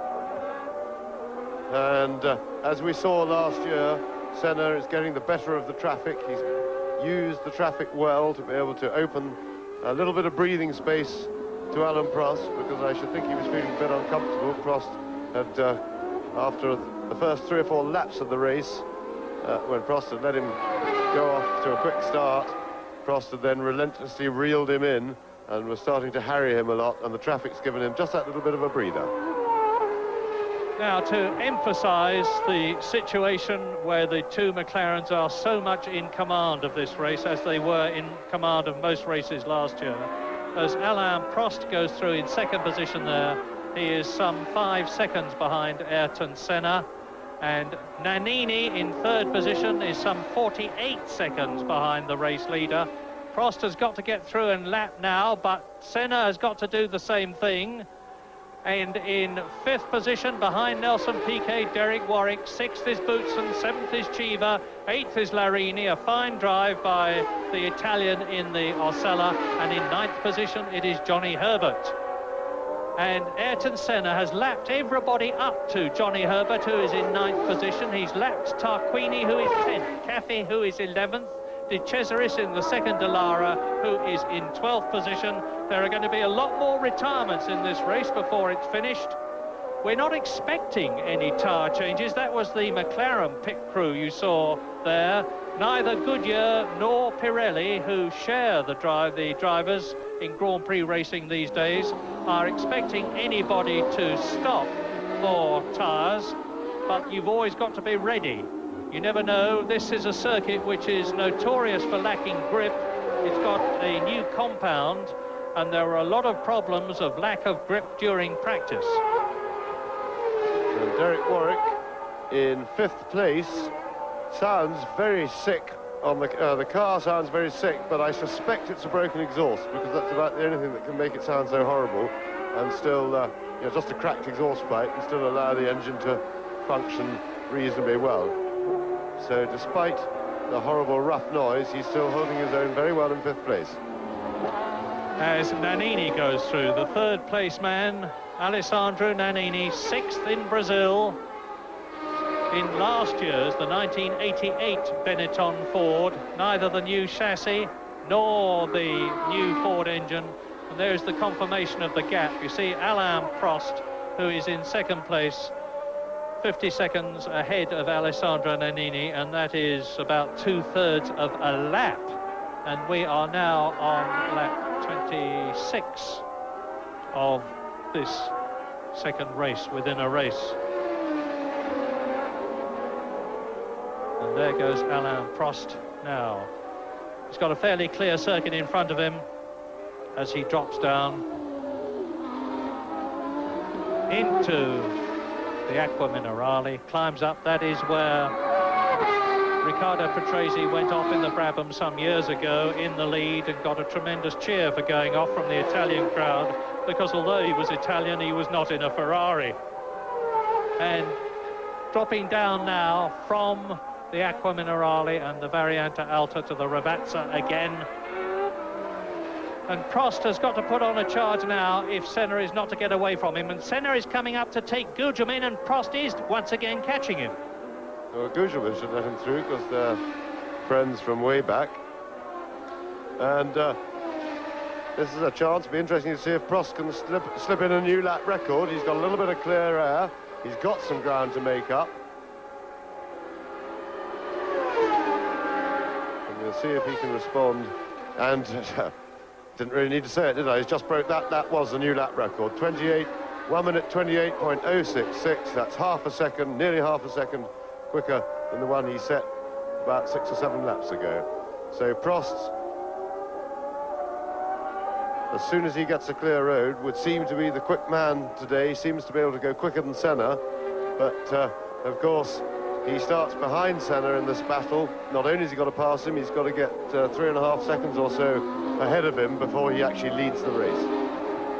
Self-explanatory caption on that diagram there, which showed you the intervals between the first 4 drivers, and there's confirmation that Alain Prost is not only the fastest man on the circuit, but the new lap record holder, 128 miles an hour which is nearly a full mile an hour faster than Nelson Piquet's lap record, which was put up in the turbocharged Honda-powered Williams when he was in the Williams team. So Alain Prost charging, and now you see Ayrton Senna coming up to catch Johnny Herbert and to lap him. So here's the young Englishman, Johnny Herbert, number 20, 24 years old, comes from Romford, and there's one of the Lotus out. I saw the marshal dashing across the circuit to wave the flag, and it's Piquet. Nelson Piquet is out of the San Marino Grand Prix to join Stefano Modena,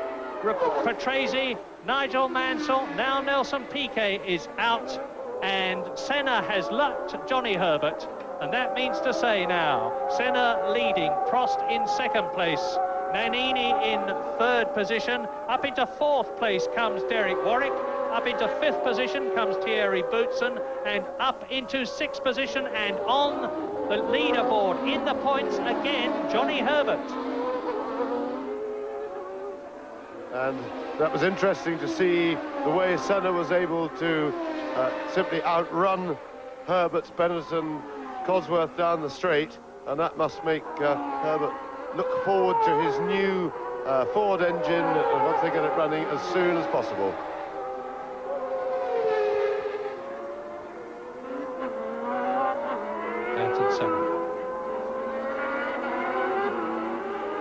Senna has got an enormous amount of racecraft, of course. He's been driving for years and years, one way or another.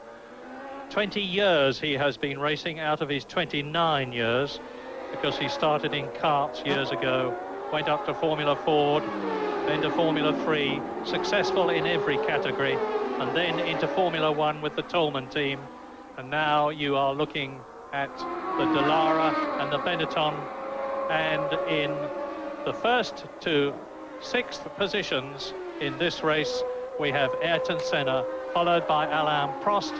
In third position is Alessandro Nannini, and in fourth position behind behind Alessandro Nannini is Derek Warwick, and in fifth position it is Thierry Boutsen, and in sixth place Eddie Cheever, and off spins Johnny Herbert. Herbert spins off in the Benetton, but they go through and he can't restart. Well, he had the engine running after the spin, and he stalled it then as he was about to do a spin turn, and then there was another car coming, and that is not an ideal place to get yourself stranded. So a sad end to Johnny Herbert's race. Well, he's got the engine running, but I would think they will disqualify him for receiving outside assistance, and that's if he can get out of that sandpit, because they don't half bog you down. So an ignominious end for Johnny Herbert to this race, but we certainly know that he's got the ability, and while he was in it he charged. He had a troubled practice, and his performance in Brazil really said it all. Johnny Herbert is definitely a coming man. But Derek Warwick now in fourth position of the British drivers, as Senna has now built up a commanding lead over Alain Prost, and the Frenchman has really got to motor to do anything about his Brazilian teammate, who goes through, passes the Benetton, and Boutsen is about to catch Derek Warwick, because Thierry Boutsen in fifth place, appropriately enough, number 5, is right up with Derek Warwick. You heard us say earlier on, there's the McLaren team. They're chatting rather than looking expectantly, but you can see that the tyres and wheels have got the tyre warmers on to get them up to nearly operating temperature, so they're quite ready. 7.2 seconds then between Ayrton Senna and Alain Prost, first and second on lap 30 in this 55-lap second leg of the San Marino Grand Prix. Alessandro Nannini still in third position. In fourth place it is still Derek Warwick. Right behind Derek Warwick is Boutsen. Now Alain Prost appears to have dropped back a bit from Senna, and it makes me wonder whether he's got a problem, because I don't think that was traffic. They haven't been amongst the traffic for a couple of laps now. And Prost certainly had the upper hand a short while ago, but we'll watch for a couple of laps. But I have a nasty feeling that Prost has got some sort of mechanical problem. There are just, of the people who finished well up in Brazil, that is to say in the point-scoring top 6 positions, as you watch Maurizio Gugelmin in the March Judd being pursued by Alex Cathy in the Dallara. I would say of the top 6 in Brazil, Mansell is out here, and the Dallara is really going for Gugelmin, who's holding his ground. But Mansell is out. Prost, of course, in 2nd position. Gugelmin, you've just seen passed by the Dallara. Gugelmin, who was 3rd in Brazil. And here is Ayrton Senna really pushing things. He's trying to break away from Prost. Yes, and he's, in fact, my speculation now that Prost might have a problem, I can now correct. It doesn't look as if he's got one. That must have been traffic that created that gap, because he's back-lapping quicker than Senna now. And Boutsen is now up into 4th place, unseen by you. Thierry Boutsen has taken Derek Warwick as Senna goes through to complete yet another lap.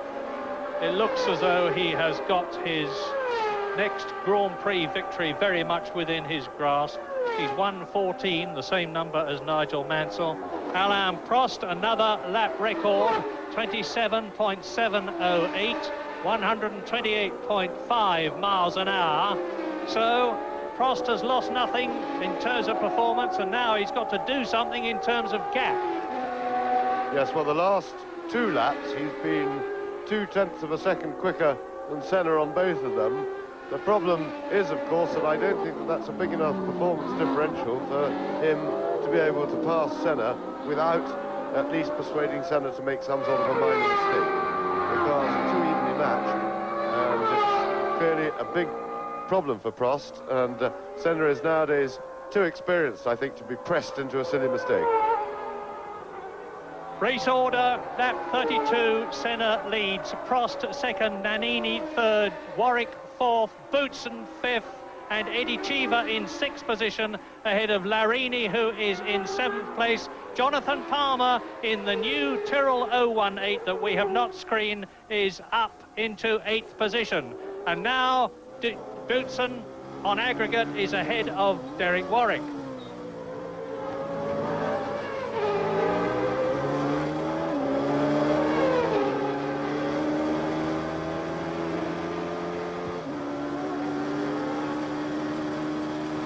And now we are with Derek Warwick, who is in 4th position. This is the first time that we've seen the camera in this race, the camera car operating properly.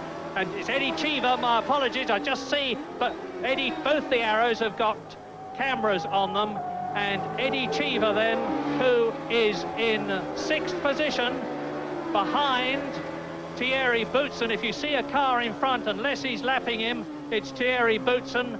And now Eddie Cheever, I'll talk you around the course with him as he's dropping down through the Aqua Minerale. Now he's accelerating up round the right-hander. He will be up into 5th gear. He's coming up now towards the Variante Alta. He's doing about 180 miles an hour before he breaks through the Variante Alta in 3rd gear. Now up into 4th, 125, 150 miles an hour. Up into 6th gear in a moment. You'll be able to see it. And now he's going down into the Rivazza, 2nd gear, 95 miles an hour. He had all sorts of problems in practice, but he seems to have overcome them. Remember that Eddie Cheever in Brazil staggered away from his car because he's so tall that he was getting blood circulation problems with his knees cramped.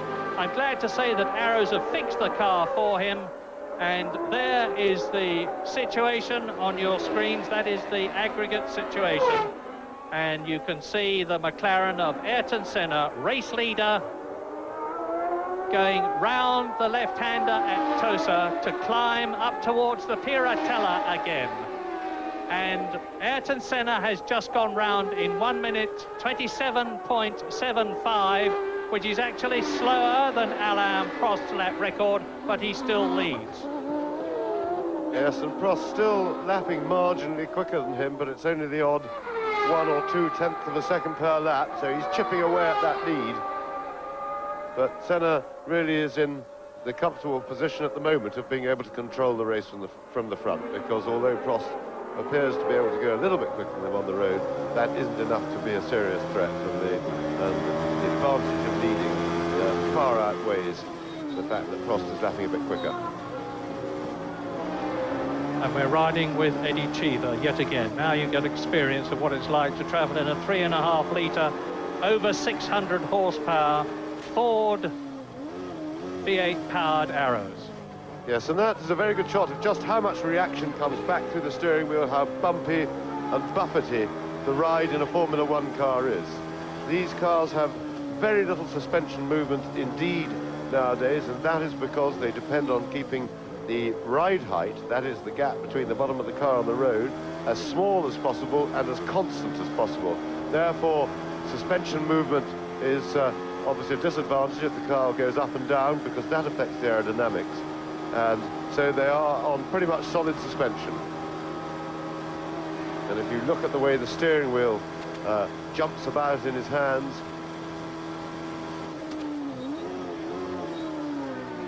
and the vibration, remember the camera is mounted on a damper. And we now see the marker on the circuit map as he breasts the hill through the left-hander, and then plunging downhill into the twisty section of the track. Yes, plunging down towards the Acqua Minerale again. Second gear, third out of it, fourth away up the hill. He's doing nearly 150 miles an hour now as he goes round the left, climbing the hill, past the house on the right, under the bridge, down into third gear, about 105 miles an hour, flicks it round the left-hander, up into fourth, 125 miles an hour, dropping down again. That was the highest part of the course. And Eddie Cheever is still in sixth position. The race order on this, the 35th lap. Senna leads, Prost second, Nannini third, Warwick fourth, with Boutsen fifth. We haven't seen them on the screen recently, but that's the situation. And Eddie Cheever, that we've just been riding with, is sixth. And there is Senna catching Boutsen. And Johnny Herbert is back in the race. We didn't see how he started, but it must have been with push assistance. Yes, I would think that he will be disqualified for that, but that doesn't matter, because the important thing, he's out of the points on this occasion. The important thing for Johnny is that he gets experience and continues to do the lap. And Senna put a new lap record in on the previous lap and has now gone faster than Prost, and the gap remains at about 3 seconds on the road. And remember that Senna has something over 3 seconds already from the first part of the race before it was stopped. So Senna in an overall commanding lead of some 6.5 seconds. Ayrton Senna has lapped everybody up to third position. Johnny Herbert has had a short pit stop to check his car over, but is back in the running. Ayrton Senna is very much in the running, on his way to his 15th Grand Prix victory. You can see the gap now between himself and Alain Prost. Look for the second red and white car. It's getting closer all the time. With the new lap record by Ayrton Senna, 1 minute 27.314, which is 1.3 seconds faster than the previous lap record. And he's coming up to catch Warwick. Yes, and Senna lost a couple of seconds on the last lap in traffic.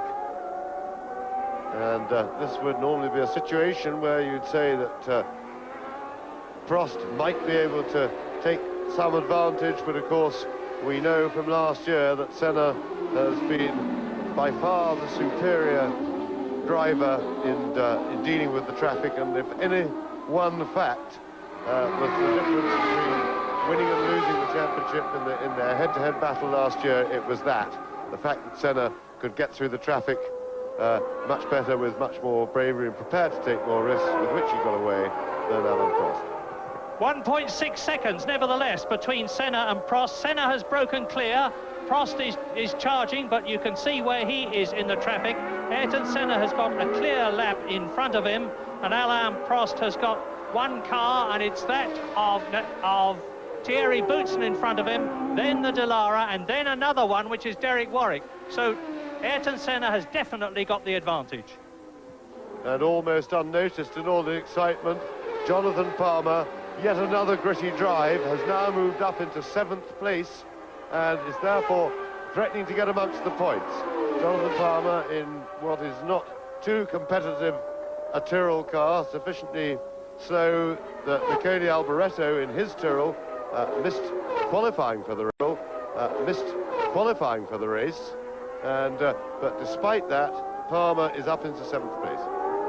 Yes, the interesting thing being that the car which Michele Alboreto failed to qualify and the car in which Jonathan Palmer is 7th are one and the same, because Alboreto tried to qualify the new 018 Tyrrell, failed to do so as a result of that, and incidentally we haven't seen Palmer on the screen yet, but as a result of what happened to Alboreto, they were able to work on the car, do a lot to it, and Palmer is driving absolutely magnificently. He hadn't driven the new 018 until the half-hour warm-up this morning.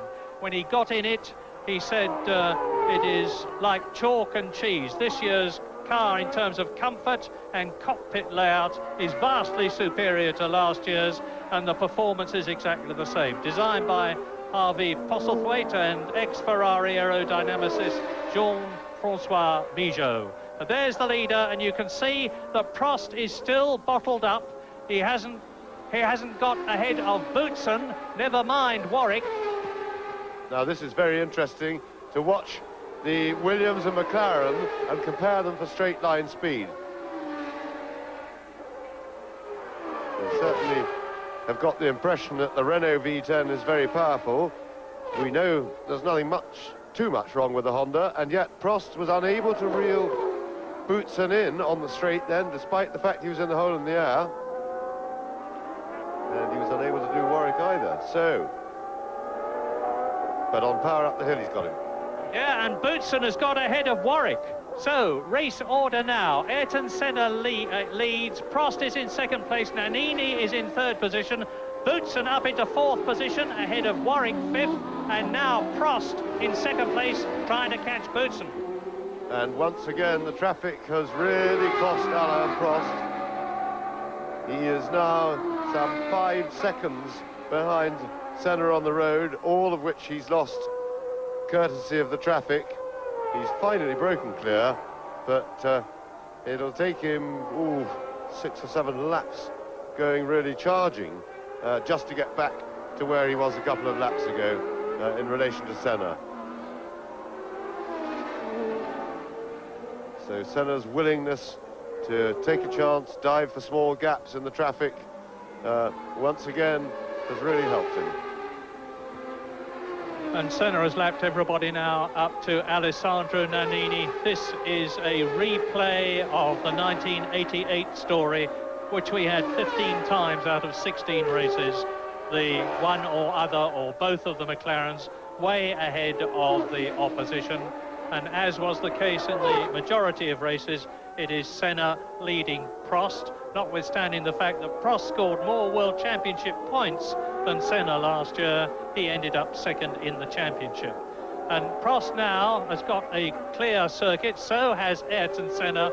The race order on this, the 40th lap, remains Ayrton Senna leading, Prost there in 2nd position, Nannini 3rd, and the only man apart from Prost unlapped by Ayrton Senna. In 4th position, Boutsen. Down to 5th position, Derek Warwick. In 6th position, marvellous in the points, Jonathan Palmer, because he's got ahead of Eddie Cheever, who is now 7th. Larini is in 8th position, and then it is, just checking, Andrea de Cesaris is in 10th place.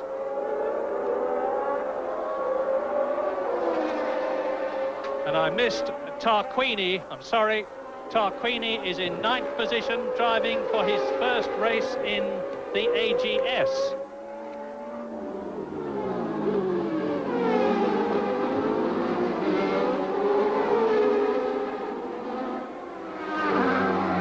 Now, we have studiously been giving you the positions in this race. I have to remind you that we are going to end up having to sort out an extremely complicated aggregate position. Jonathan Palmer is in 6th position in this race. He is not in 6th position overall. I'm sorry to be confusing, but we have to refer back to the fact that there are 2 races to take account of. And certainly there is absolutely no doubt, as you see Johnny Herbert in the running there, followed by Eddie Cheever and Tarquini, that Ayrton Senna is leading.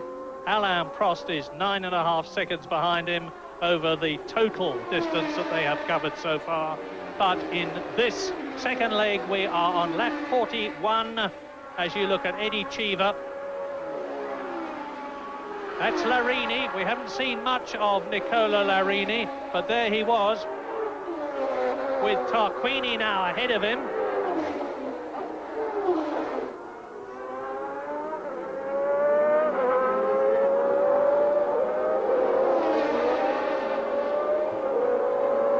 And it's a great pity that we haven't seen anything recently of Alessandro Nannini, because he's driving a fine race. He finished 6th in Brazil. There is Larini in the white Osella chasing the Dallara. So the attack, and really, I would have thought flat spotting is right front there as he locked it up, going into the Acqua Minerale, climbing out. And we're on lap 42 now. Still Prost, still Senna, still Nannini in 3rd position. In 4th position now, Thierry Boutsen, the only Williams-Renault running out of the 2 that started. In 5th position, Derek Warwick. In 6th position, Jonathan Palmer. In 7th position, Eddie Cheever. And then in 8th position, Tarquini, followed by 9th, Larini. And there are Cheever. And here is Larini. And Prost has finally got the bit back between his teeth. He's settled down, he's clear of the traffic and is lapping quickly again. But I think now, quite honestly, he's given Ayrton Senna too big a start. In the overall position, he's some 9.4 seconds behind Senna, and that really is, I'm sure, too big a mountain to climb unless he can harrow Senna into a mistake. Remember, of course, that Senna doesn't even have to feel pressured by Prost, because even when Prost gets right behind him, he's still got 3.5 seconds on him. And I really think that the private McLaren battle looks pretty much settled, unless Prost can really pull something out. I saw something flapping on the arrows then. I'm not sure what it was. It didn't look too terminal. It was on the right-hand side of the car, but something was dangling and flapping. Yeah, and it's Eddie Cheever's car, who is being chased by Larini.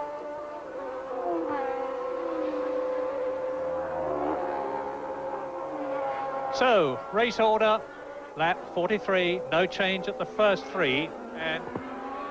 Yes, and I was right, Prost is charging new lap record for Alain Prost, 1:26.8 approximately.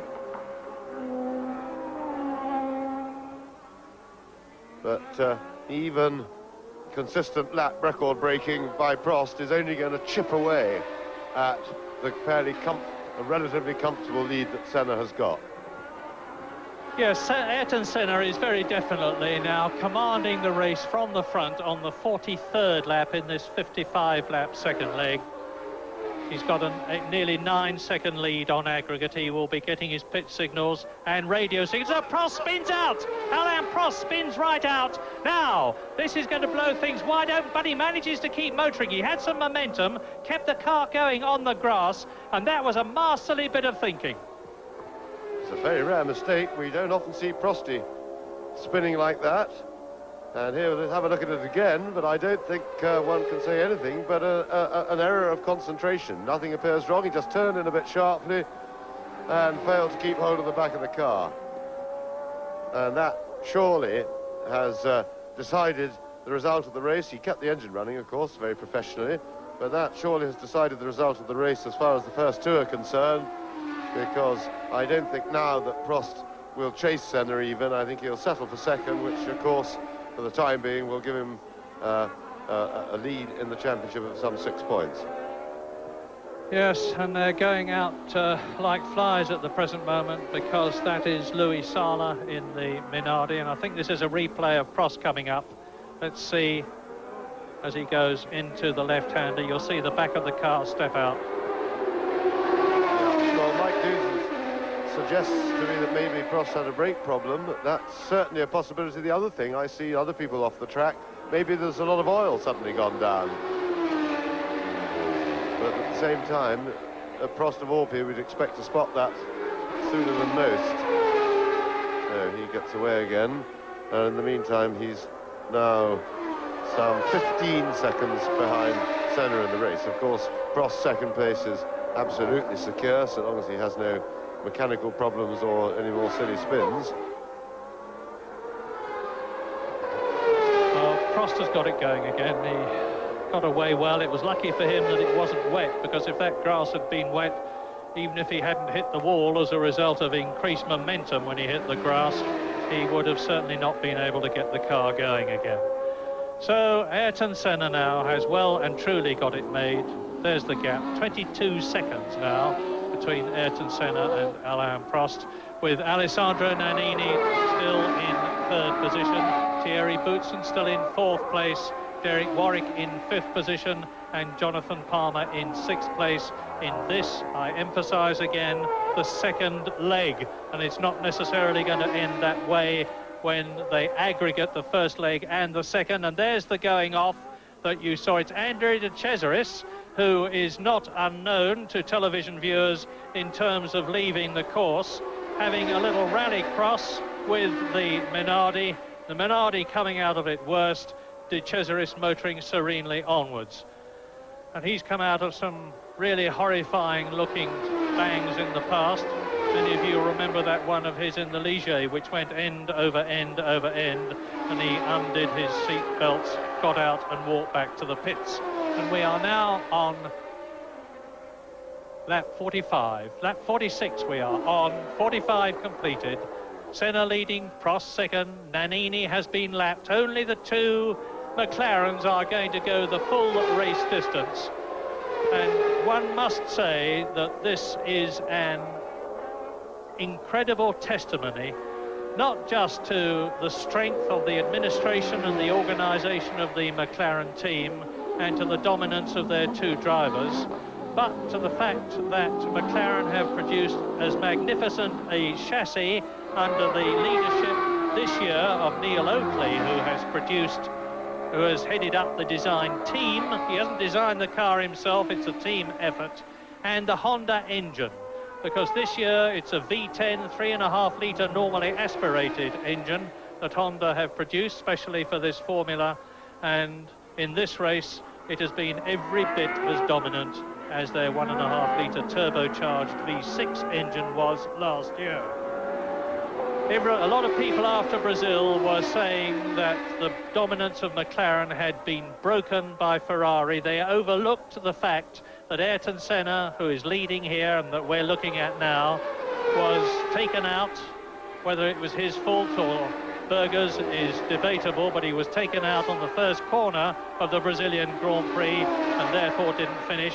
And Alain Prost, who nevertheless finished second in Brazil, did so with a gearbox problem and a clutch problem, as a result of which he was only able to use one set of tyres. Now, while we watch Senna, let us not forget that when the race started, there was that appalling accident where Gerhard Berger slammed his Ferrari virtually head-on into the wall. It burst into flames. He is in hospital. He has burns to his face, arms and back. And as far as I know, apart from that, he is perfectly okay. And that is a merciful blessing. Needless to say, if we hear any more, we will let you know. But the news that we have of Gerhard Berger is good. And Senna leads, Prost second, and I would suspect that even Alain Prost, who is famous as being a fighter, there he is, will have given Senna best now. Yes, it's clear actually from the lap times. I think that they've discussed it over the radio with their pit, and that the two McLarens are now no longer racing. They've declared it a result as far as they're concerned, because both McLaren drivers have slowed right down. and are just running to the end now, and they'll keep formation. Well, if you're keeping on top of this race situation and knowing that there are 2 races to consider, I can now give you some really marvellous news. It doesn't matter which race you're talking about, Jonathan Palmer is now in the points, because the redoubtable Dr. Jonathan Palmer is in 6th position in the new Tyrrell 018, which he had not even sat in until the half-hour warm-up this morning. And even if he goes no further, it would have been a terrific achievement. Yes, and it's just typical of Jonathan. The car isn't competitive, it's all a struggle, and yet he fights, and he's a real tough little customer. He's immensely fit, very strong, and he gives 110% effort all the time, and it's a reward that he really deserves, and let's hope that the car will keep him going all the way to the finish. Right, with no apologies for mentioning the British drivers, I will now give you the names and nationalities of the top 6. Ayrton Senna from Brazil is leading Alain Prost from France. In 3rd position is Alessandro Nannini, the Italian. In 4th position is Belgian Thierry Boutsen, ahead of the 2 Englishmen, Derek Warwick in 5th position and Jonathan Palmer.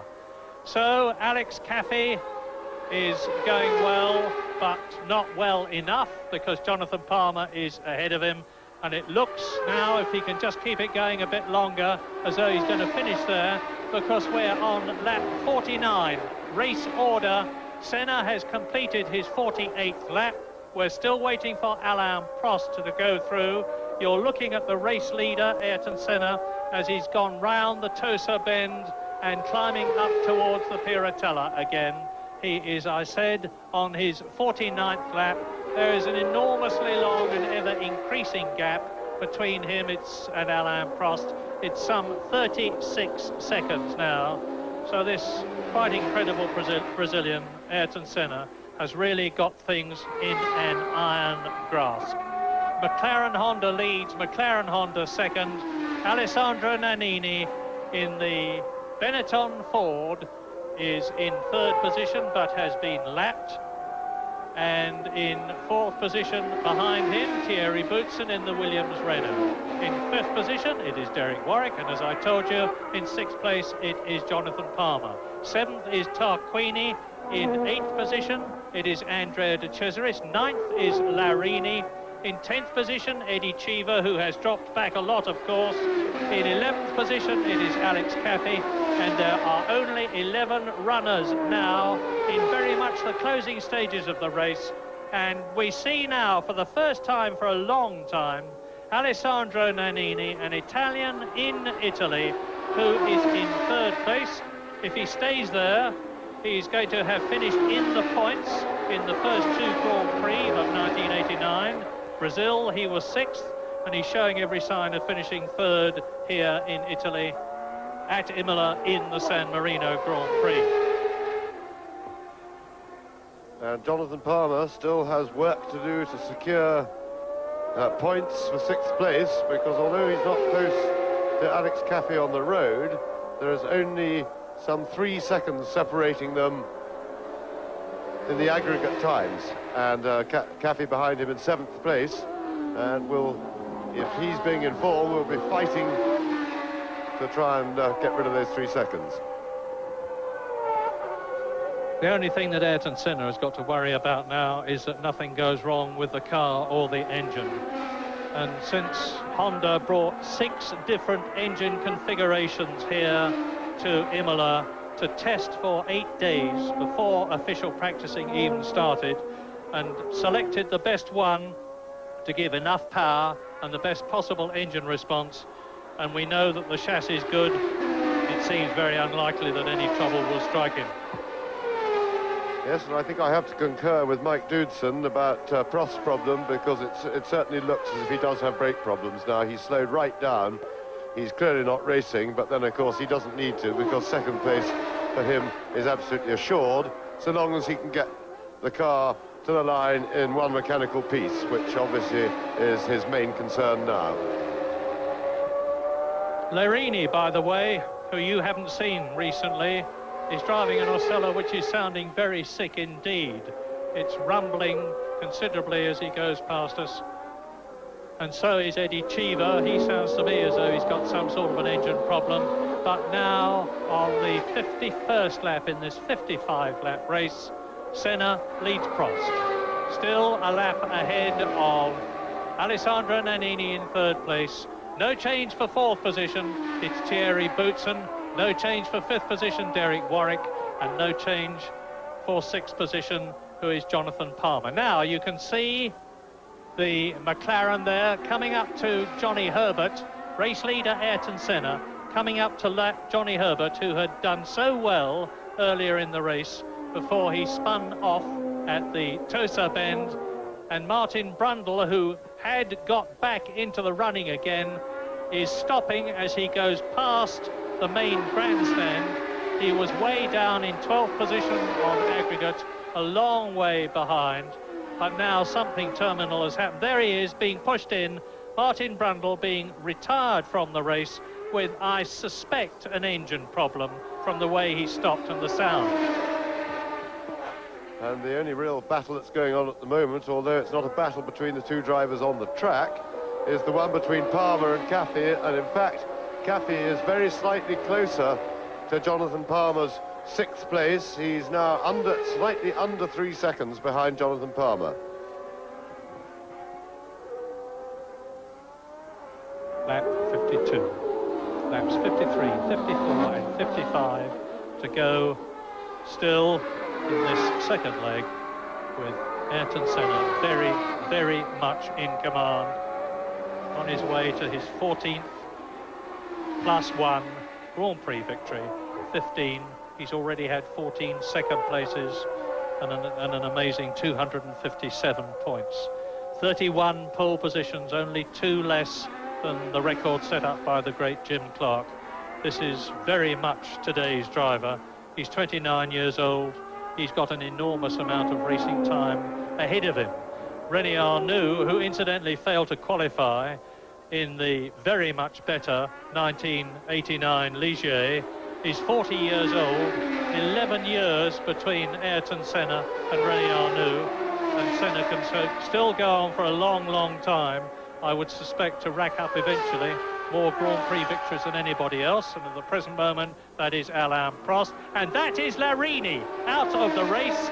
Nicola Larini out of the Osella with the nose cone on the grass behind him. There's obviously been physical contact, the tyre off the left front wheel, and Larini, that is very, very hard luck, because the way he was going, he was challenging Jonathan Palmer for 6th place on aggregate, and Osella has hardly ever been in the points. I thought I saw another car in the background there. Maybe he'd made contact with somebody else, but in the meantime, Caffey in 7th place behind Jonathan Palmer, and not very far behind him on aggregate, has obviously got the message from the pit, because he's charging and he's chipping away at that gap, and last time they went past it was just over 2.5 seconds. So Jonathan not at all in a comfortable situation and has got to respond. And no, I didn't see another car, so that was Larini's stricken motor, but apparently on its own. Now Palmer has just gone past us. We'll wait till Caffey goes past. Oh, and there's the replay, and maybe there was contact.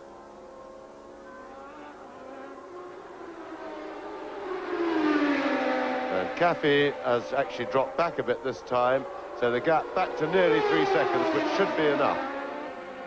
That was Nicola Larini. There could hardly be more contact, I suppose. He hit all 4 corners on the way round. And now, with the race leader on his 54th and last lap but one, ahead of Johnny Herbert, there is Ayrton Senna, well ahead of Prost.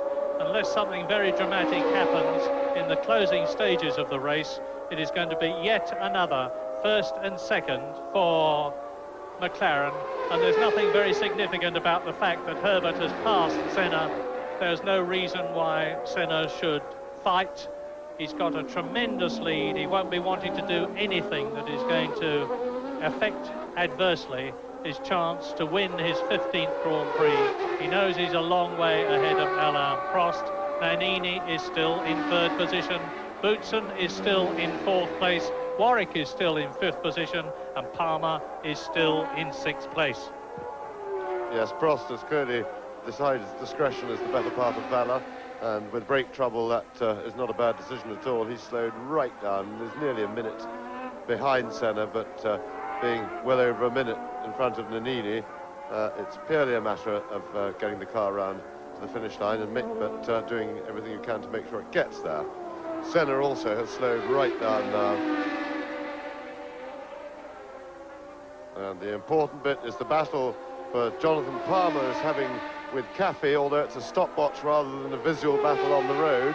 And in fact, Jonathan is now coming out ahead of that. He's increased the gap to over 4 seconds, which I suppose with just a couple of laps, or a lap and a half to go, that makes it now comfortable. And Jonathan Palmer looks as if he'll be rewarded very deservedly with a point for sixth place. And behind Jonathan Palmer, there's a battle going on which has been resolved at the moment to the advantage of Tarquini, who has passed Alex Caffey into 7th place. Gabriele Tarquini, in his first race for AGS, is running 7th ahead of Alex Caffey. Martin Brundle, we've had confirmation, has retired because of an engine problem, and Ayrton Senna is now on his last lap. So, in a race which started originally this afternoon with a terrible crash which might have been absolutely disastrous for Gerhard Berger, mercifully that turned out not to be so. The race was restarted after just 3 laps, as a result of which we're working on an aggregate situation.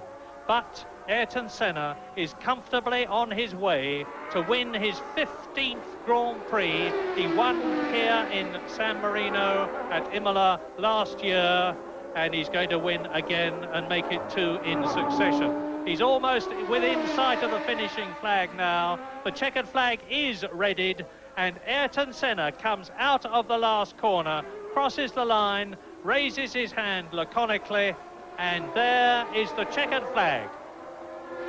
Yes, once again, all too easy for McLarens, but a good battle between the two McLaren drivers until what we think appeared to be brake problems for Alain Prost, at which point he abdicated from the battle, settled for 2nd place.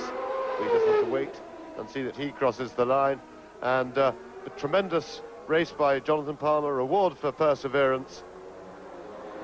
And at the end of the San Marino Grand Prix, as Alain Prost comes through to finish in 2nd place, he leads the World Championship by 3 points ahead of Senna and Mansell, who tie for 2nd position, with Alessandro Nannini in 4th place in the World Championship. But quick confirmation that the San Marino Grand Prix has been won by Ayrton Senna from Alain Prost, his teammate.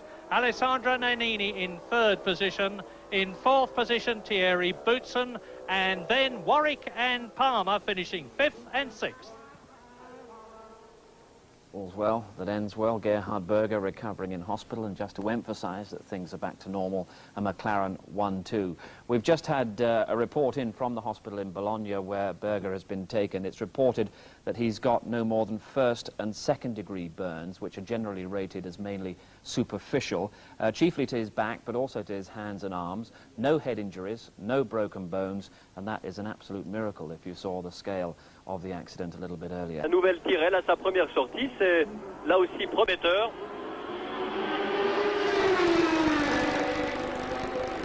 7e Caffey, 8e Tarquini, 9e Cheever, 10e De Cesaris. Et ici Johnny Herbert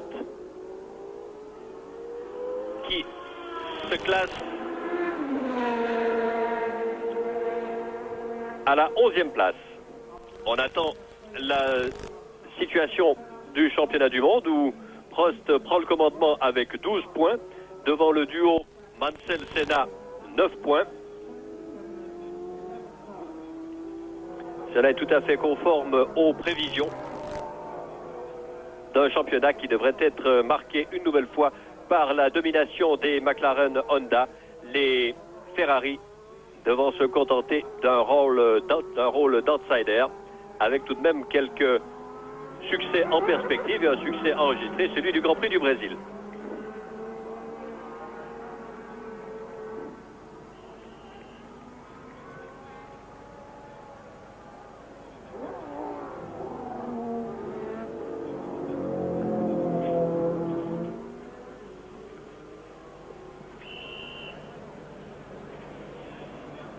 Alors nous allons rappeler le classement final de ce Grand Prix de Saint-Marin.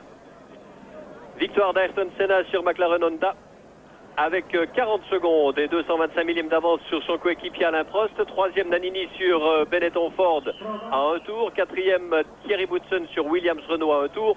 Cinquième Derek Warwick sur Arrows Ford à un tour. Sixième Jonathan Palmer sur Tyrrell Ford à un tour. Septième Caffi, huitième Tarquini, neuvième Chiver, dixième De Cesaris, onzième Herbert et douzième Larini qui est tout de même classé. Ce Grand Prix était marqué par la terrible sortie de route de la Ferrari numéro 28 de Gerhard Berger. La voiture a été désintégrée, elle a pris feu, mais grâce à la promptitude des secours et au savoir-faire des commissaires, eh bien, on a évité le pire et Berger s'en tire avec quelques brûlures au bras gauche. Prochaine épreuve, le Grand Prix de Monaco dans 15 jours que vous commentera Christian Fellbaum. D'ici là, je vous souhaite une excellente fin de soirée en vous précisant que Prost prend la tête du championnat du monde avec 3 points d'avance sur le duo Mansell-Senna et Nannini, lui, à 5 points. Voilà, c'est tout pour ce Grand Prix de Saint-Marin. Bonne fin d'après-midi à tous. Ici Jacques Deschenaux qui vous parlait en direct d'Imola. À vous le studio, à vous Genève.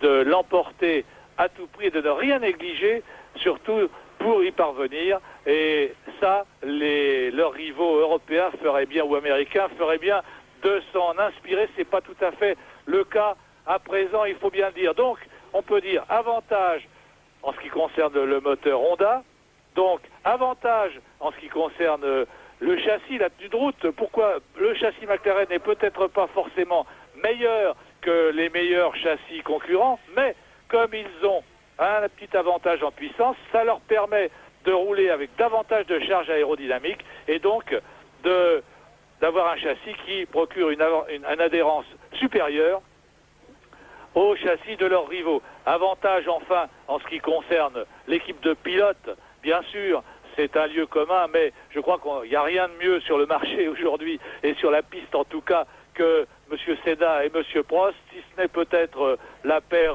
Mansell-Berger chez Ferrari, la seule qui soit éventuellement apte à rivaliser avec la paire Senna-Prost. Donc avantage, je résume, en moteur, avantage en châssis, avantage en pilote, bref, avantage dans tous les domaines, ce qui produit la différence que nous venons de constater. Est-ce qu'on pourrait aller un tout petit peu plus loin, José, dans cette analyse et essayer de chiffrer cet avantage du moteur en secondes, en temps, avantage du moteur, avantage du châssis, avantage des pilotes, pour dire finalement, bon, aujourd'hui, une McLaren, ça vaut mieux de tant de secondes qu'une Williams Renault, qu'une Ferrari. Moi, je ne m'y hasarderai pas, mais ce qu'on peut dire, on revoit l'accident de Berger. Voilà, l'accident de Berger. L'accident de Berger qui a provoqué... Vraisemblablement, on vous l'a dit tout à l'heure, après une perte d'aileron avant. Provoqué par la perte d'un aileron avant, si on en croit le témoignage de Thierry Boutsen, que vous voyez là d'ailleurs arriver tout au bord de la piste, et qui a été lui-même indirectement victime de cet accident, puisque sa voiture a été endommagée, plus exactement l'un des pneus de sa voiture a été endommagé en roulant sur les débris de la Ferrari de Berger. Les 3 hommes du podium sont ici amenés vers les lieux de la cérémonie sur une humble camionnette. Faut bien dire que ça manque un petit peu de décorum, mais enfin bon, c'est pas grave. En tout cas, donc, je ne me hasarderai pas à quantifier ce que cette supériorité doit au moteur, au châssis, au pilote, mais disons que on se connaît le résultat, c'est à peu près 1 seconde et demie sur la meilleure Ferrari et à peu près 2 secondes au tour sur la plus rapide des Williams Renault, ce qui revient à dire que c'est considérable. Mais par exemple, parlons un petit peu pneumatique, on ne peut pas considérer que l'avantage de McLaren est dû à un avantage pneumatique. Goodyear, qui équipe la majorité des équipes, sert McLaren comme Williams. Tout à fait. De ce point de vue, il n'y a aucune différence. Je pense que simplement l'équipe McLaren-Honda travaille dans un autre monde, dans un autre univers pour le moment que les équipes rivales, et c'est ce qui explique sa considérable suprématie. Ayrton Senna, donc, vainqueur de ce Grand Prix de San Marino. Alain Prost en tête du classement provisoire du championnat du monde avec ses 2 deuxièmes places. Mais, faut-il le rappeler, eh bien, le championnat, s'il continue ainsi, risquera, comme celui de l'année dernière, de se jouer aux premières places, au nombre de victoires et non pas au nombre de points. Alessandro Nannini, brillant et heureux 3e. Et rendez-vous le 7 mai, et rendez-vous, José, le 7 mai, pour le Grand Prix de Monaco. Au revoir. So Senna won from Prost. Boutsen scored Williams-Renault's first points, although only after a protest against initial exclusion after changing a punctured tyre in the pit lane. Palmer brought the new Tyrrell home in the points.